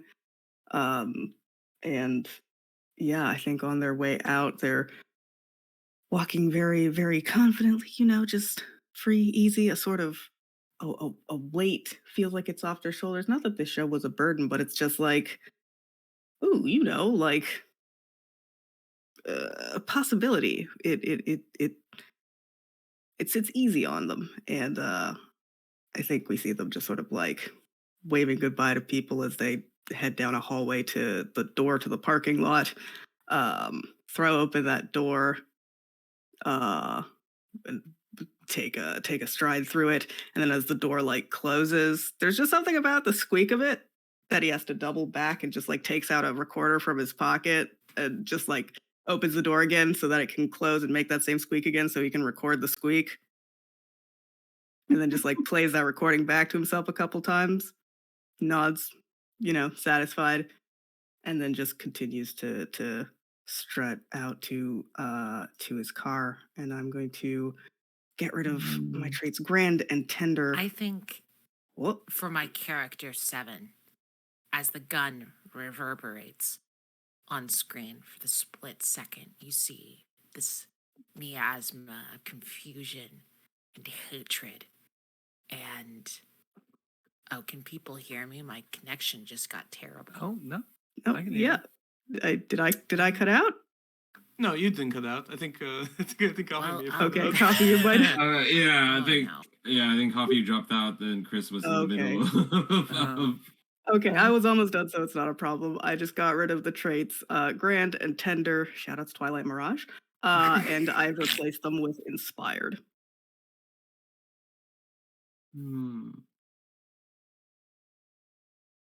Take it away, Coffee.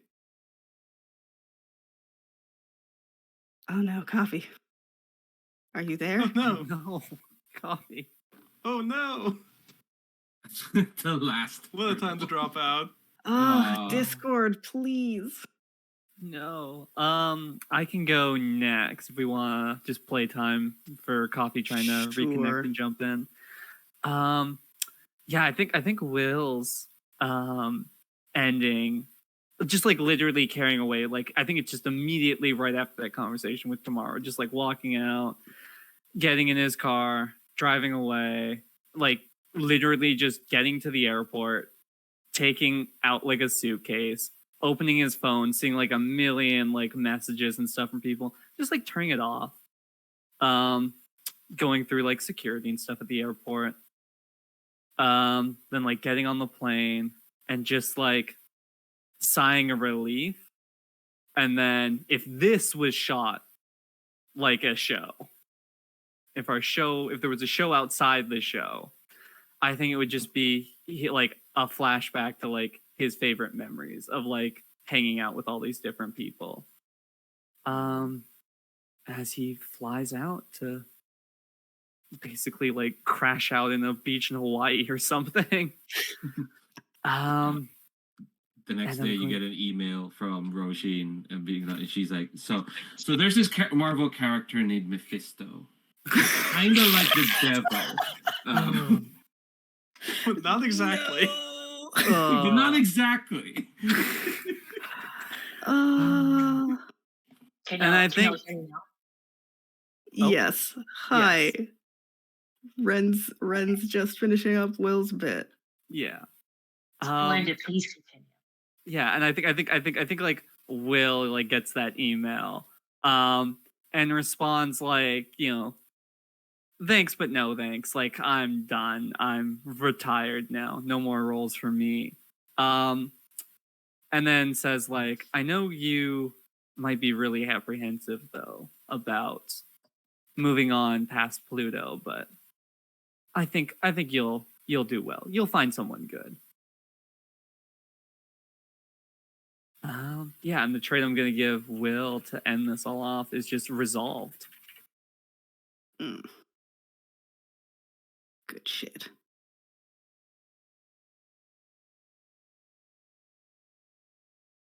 All right. We still got Tomorrow, and Dr. Francis Gorefish. Mm-hmm. What are those last goodbyes, those final moments like for either of them?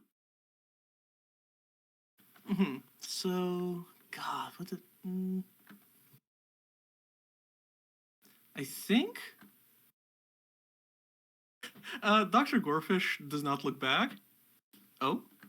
Oh no, coffee. Keep going. I'll check on coffee. Yeah. Yeah, so... Yeah, so I think Dr. Gorefish is driving the forklift out of the lawn. And like I said, it's like looks back. There was a whole world in there that only he really knew about.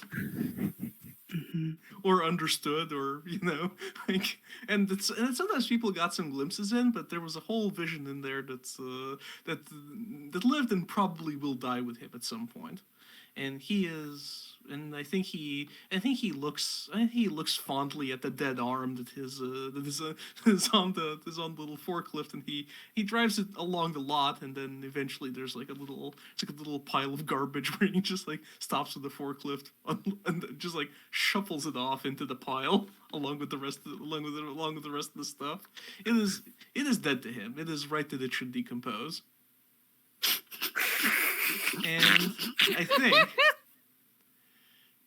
And I think from there, later that day, he is already reviewing materials for a future project. So he is going to be working on a movie. And it is by some director who has done work in the 80s, is like fairly well renowned in the horror canon, and it seems to be about it is a director known as Sam Raimi, and he's being given the movie about a devil of some kind.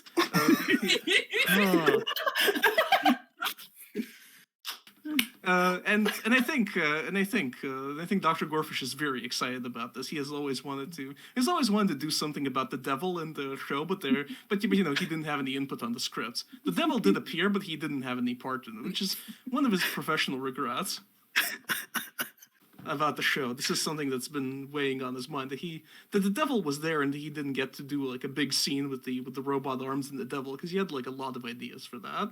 Yeah, how would they confront that sort of presence? Mm-hmm. Yeah.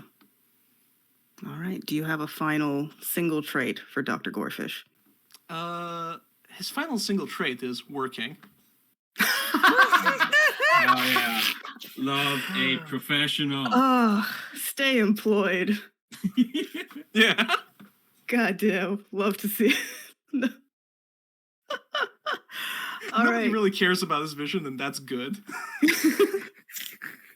Nobody needs to. All right, coffee. What do you got? Are you with Okay. us?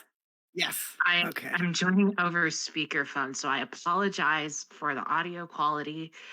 I think Seven's last scene, Captain 771, if the gun goes off and it reverberates to the hall, and you get a quick close up on their face, and it's confusion and anger, self-loathing and hatred, but the predominant emotions flicker in her eyes, but really it's more of an absence. It is the tag emptiness.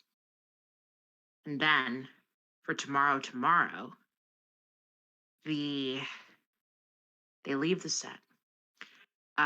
Cara Mi Avaggio from Portal 2 is playing in the background.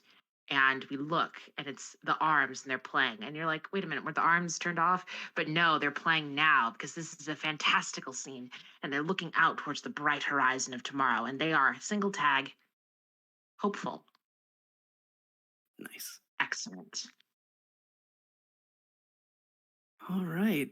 And with that, the game is over.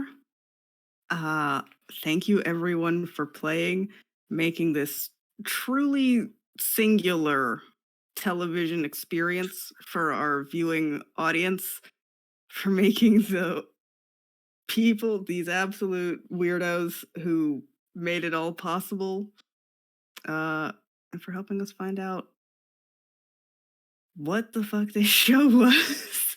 this went some places. Yeah, truly, sincerely, thank you so much for playing. And thank you to everyone who has tuned in for the stream, whether you just got here at the end or whether you've been here on and off since Friday.